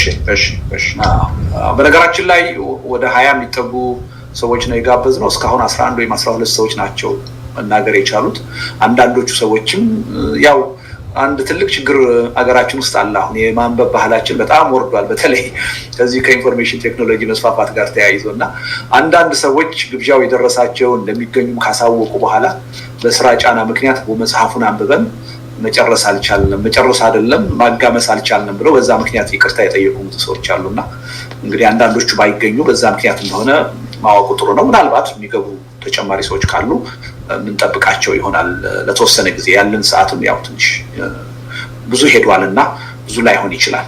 ኤኒዌይ ወደ ጥያቄዎቹ እንመለስና ሌላው ይሄ አሁን ከአቶ አንዳርጋቸው ሀሳብ ጋር ተያይዞ በቃሉ ያነሳው ጥያቄ አለ። እኔ ለምሳሌ አቶ አንዳርጋቸውን ዛሬ እዚህ መድረክ የጋበዝኩት በምክንያት ነው። አውቃለሁ አቶ አንዳርጋቸው ምን አይነት አስተሳሰብ እንደሚያራምድ። ግን እኔ እንዲህ አይነት መድረክ ስንከፍት ከኛ አስተሳሰብ ጋር ብቻ የሚሄድና እኛ የምንፈልገውን አስተሳሰብ ብቻ የሚደግፍ ሰው መምጣት አለበት የሚል እምነት የለኝም። አቶ አንዳርጋቸውን ብቻ አይደለም ሌሎች ሰዎች በትጥቅ ትግል በጣም ጠንካራ የሆነ እምነት ያላቸውን ሰዎች ዛሬ ጋብዣቸው ነበር። ግን በቅድም ባልኩት ምክንያትና በተለያየ ምክንያት አልተገኙም። እና ምንድነው አቶ አንዳርጋቸው ዛሬ እዚህ ተገኝቶ ያለውን አቋም መግለጹ በጣም ነው ደስ ያለኝ። ትልቅ ነገር ነው። በዚህ አጋጣሚ ምስጋናዬን አቀርባለሁ። ዞሮ ዞሮ ምንድነው አንዱ መታወቅ ያለበት ነገር ምንድነው አሁን ኢትዮጵያ ውስጥ ከኔ ይልቅ ወይም ደግሞ ዛሬ እዚህ ቀርበው በሰላማዊ ትግል እምነት አለን ብለው በጽናት ከተናገሩት ሰዎች በላይ በስፋት ማህበራዊ መሰረት ያለው አስተሳሰብ የእናቱ አንዳርጋቸው አስተሳሰብ መሆኑን መካድ አይቻልም ወይም አያስፈልግም። አብዛኛው ሰው በኃይል ነው ለውጥ የሚመጣው የሚል እምነት ነው ያለው።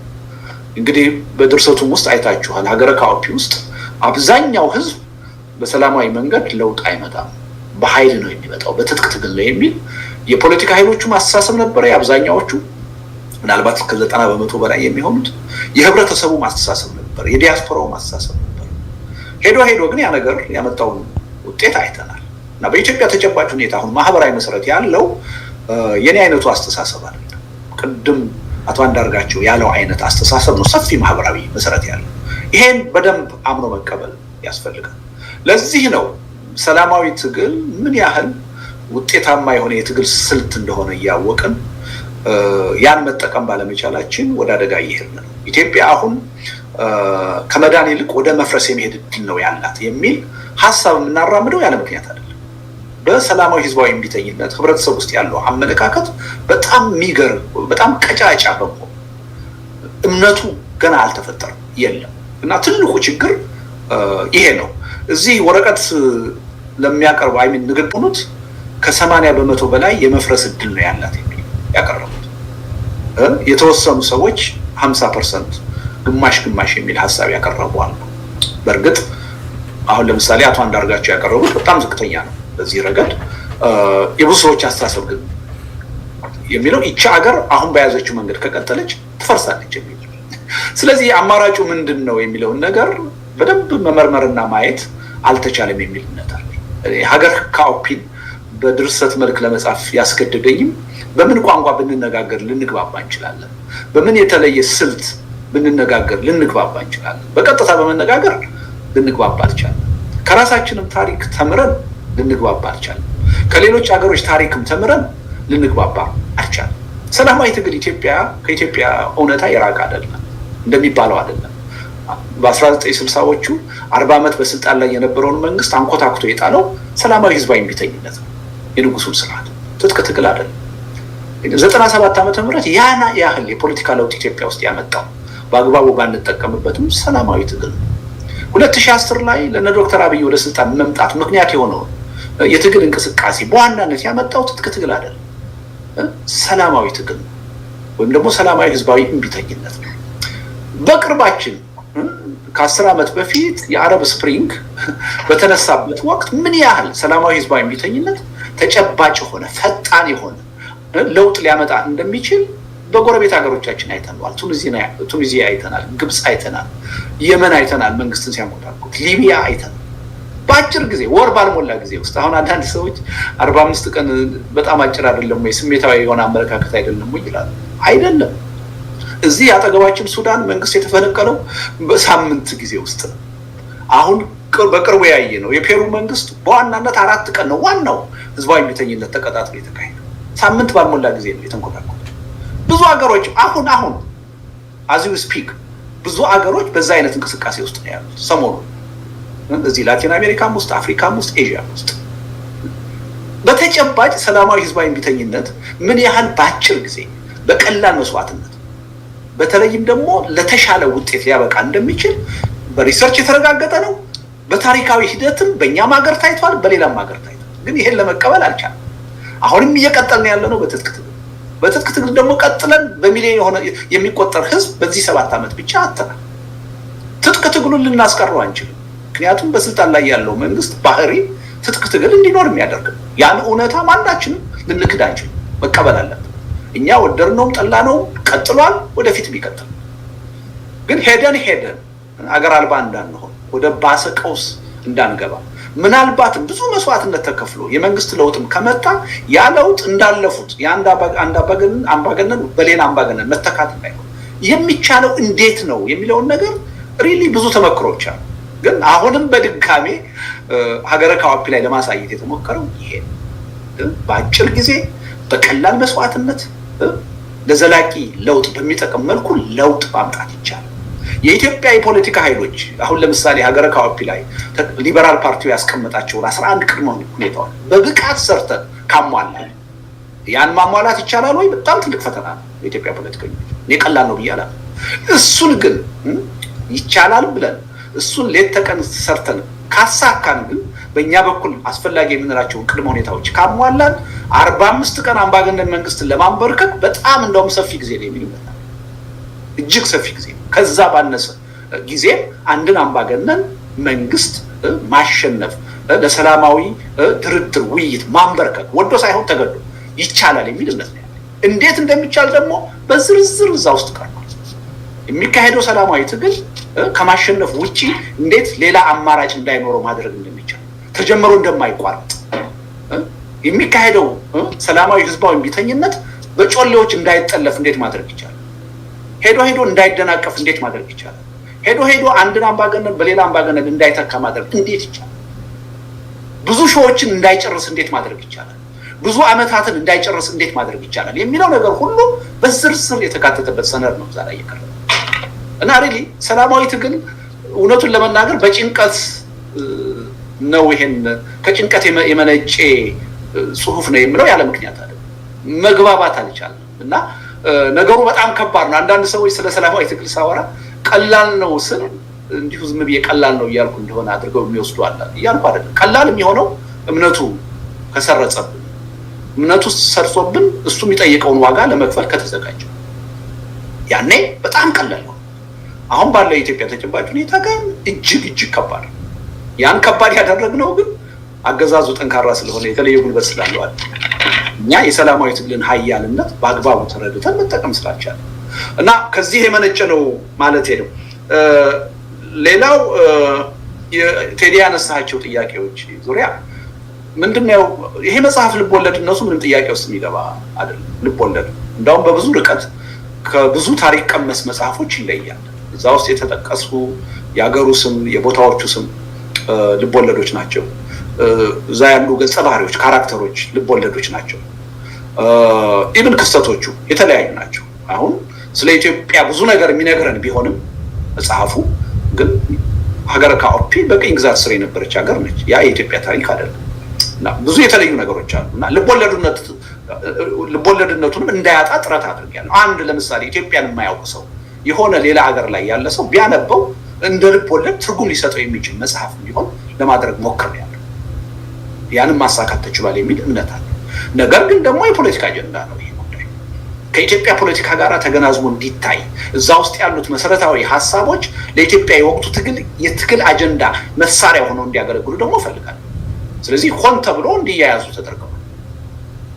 ይሄን ግልጽ ማድረግ ያስፈልጋል። ነገር ግን ቅድም ቴዲ ማምለጥ አይቻልም ያልከውን ነገር በተለየ መልኩ ነው የማየው። ለምሳሌ የኔ የጸሐፊው አስተሳሰብ ሀገረ ካኦፒ ውስጥ በስፋት አለ፣ ግን በአንድ ገጸ ባህሪ አይወከልም።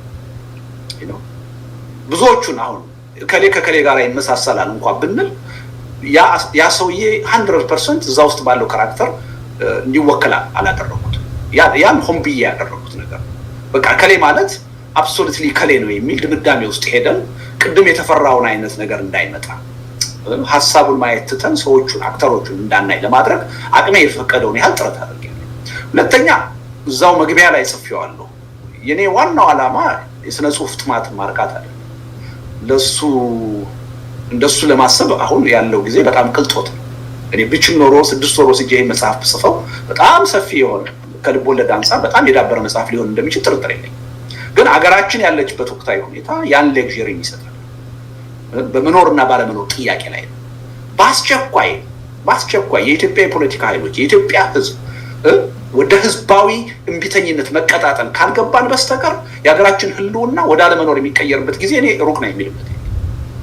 ስለዚህ ሪሊ ያን ለማሳካት ብዬ ጊዜ መውሰዱ ከፖለቲካ አጀንዳ አንጻር ላሳካው የምፈልገውን ነገር ይጎዳዋል የሚል እምነት ስላለኝ ነው በ75 ቀን ውስጥ በፍጥነት ለመጻፍ የተገደድኩት እና ሪሊ ይሄንም ታሳቢ ማድረግ ያስፈልጋል። ሌላ ስሞቹ ሙሉ በሙሉ ፈጠራዎች ናቸው። ግን አቅሜና ሁኔታው በፈቀደ መጠን ምንድነው ለአፋችን ለኢትዮጵያውያን አፍ የማይከብዱ እንዲሆን ለማድረግ ነው የፈለኩት። በተለይ ደቡብ አካባቢ ያሉ ስሞች ጋር በተወሰነ ደረጃ ሊቀራረቡ ይችላሉ እና በቀላሉ በ2 ፊደል በ3 ፊደል ማክሲመም በ4 ፊደል የሚገለጹ ሆነው አንባቢ በቀላሉ ሊያዋህዳቸው እና ሊያስታውሳቸው እንዲችሉ ለማድረግ ነው ጥረት ያደረኩት እንጂ ሁሉም ሙሉ በሙሉ ፈጠራዎች ናቸው እና ምንም ከኢትዮጵያዊ ሁኔታ ጋር በቀጥታ በተዘዋዋሪ እንጂ በቀጥታ እንዲገናኙ ለማድረግ አልፈለኩም። ከሱ አንፃር ነው እንደሱ ያደረኩት እና ሀገረ ካኦፒን ከኢትዮጵያ በተለየ በቅኝ ግዛት የነበረች ሀገር የሚያደረኩት ያለ ምክንያት አይደለም። ሁለቱን አንድና አንድ አድርገው ሰዎች እንዳያዩ ነው። አሁን መተቸት የሚፈልጉ ሰዎች በጣም የቸኮሉ ሰዎች አንድና አንድ አድርገው ሲተቹ አይቻልም። ልብ ወለድነቱን ቶታሊ ረስተው ማለት ነው። እሱ ስህተት ነው፣ ትክክል አይደለም እና ይሄ ልብ ወለድ ነው። ከልብ ወለድ ደግሞ ፖለቲካ ቀመስ ልብ ወለድ። ስለዚህ በራሱ ተነጥሎ እንደ አንድ ልብ ወለድ በወጥነት ሊነበብ የሚችል ነው። ከኢትዮጵያ ሪያሊቲ ደግሞ ተገናዝቦ ብዙ ትምህርት ሊወሰድበት የሚችል የፖለቲካ አጀንዳ ሆኖ ሊያገለግሉ የሚችሉ ሀሳቦች በውስጡ የያዘ ነው።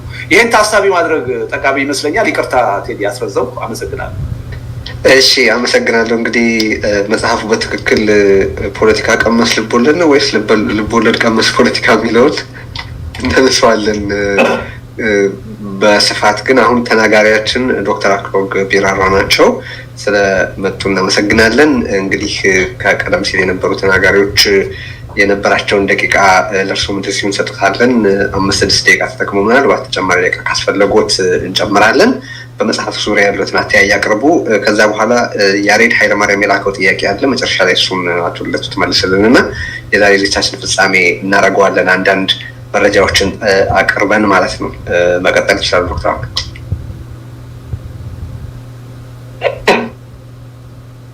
ጤና ይስጥልኝ። ይሰማል? ይሰማል። አይ ይቅርታ ይደረግልኝ። ተናጋሪ እኮ መሆኔን በደንብ አላወቅኩትም ነበር። ነገር ግን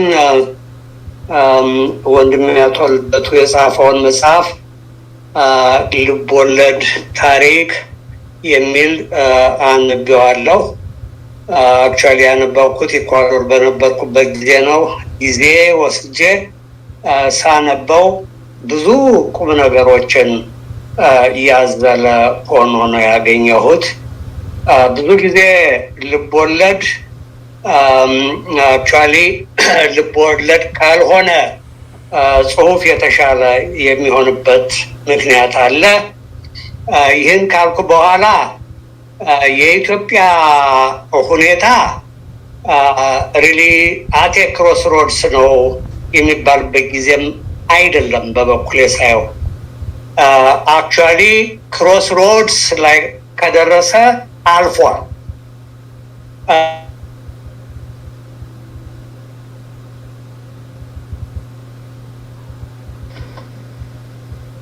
ኮኔክሽኑ ተቋርጧል። ይሰማዎት ከሆነ ዶክተር አክሎግ?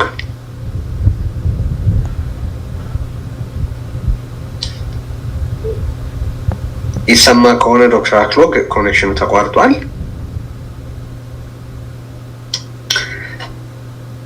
እሺ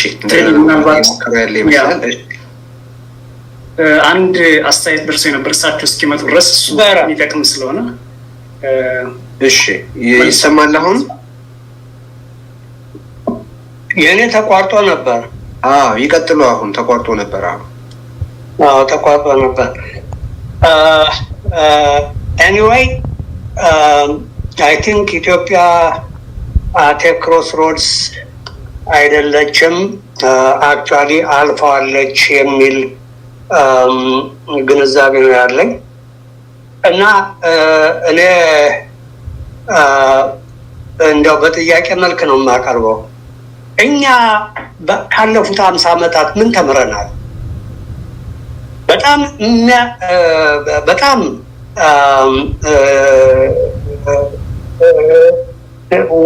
እንዴት ወደኋላ እንደቀረን ያየሁት በብዙ ሀገሮች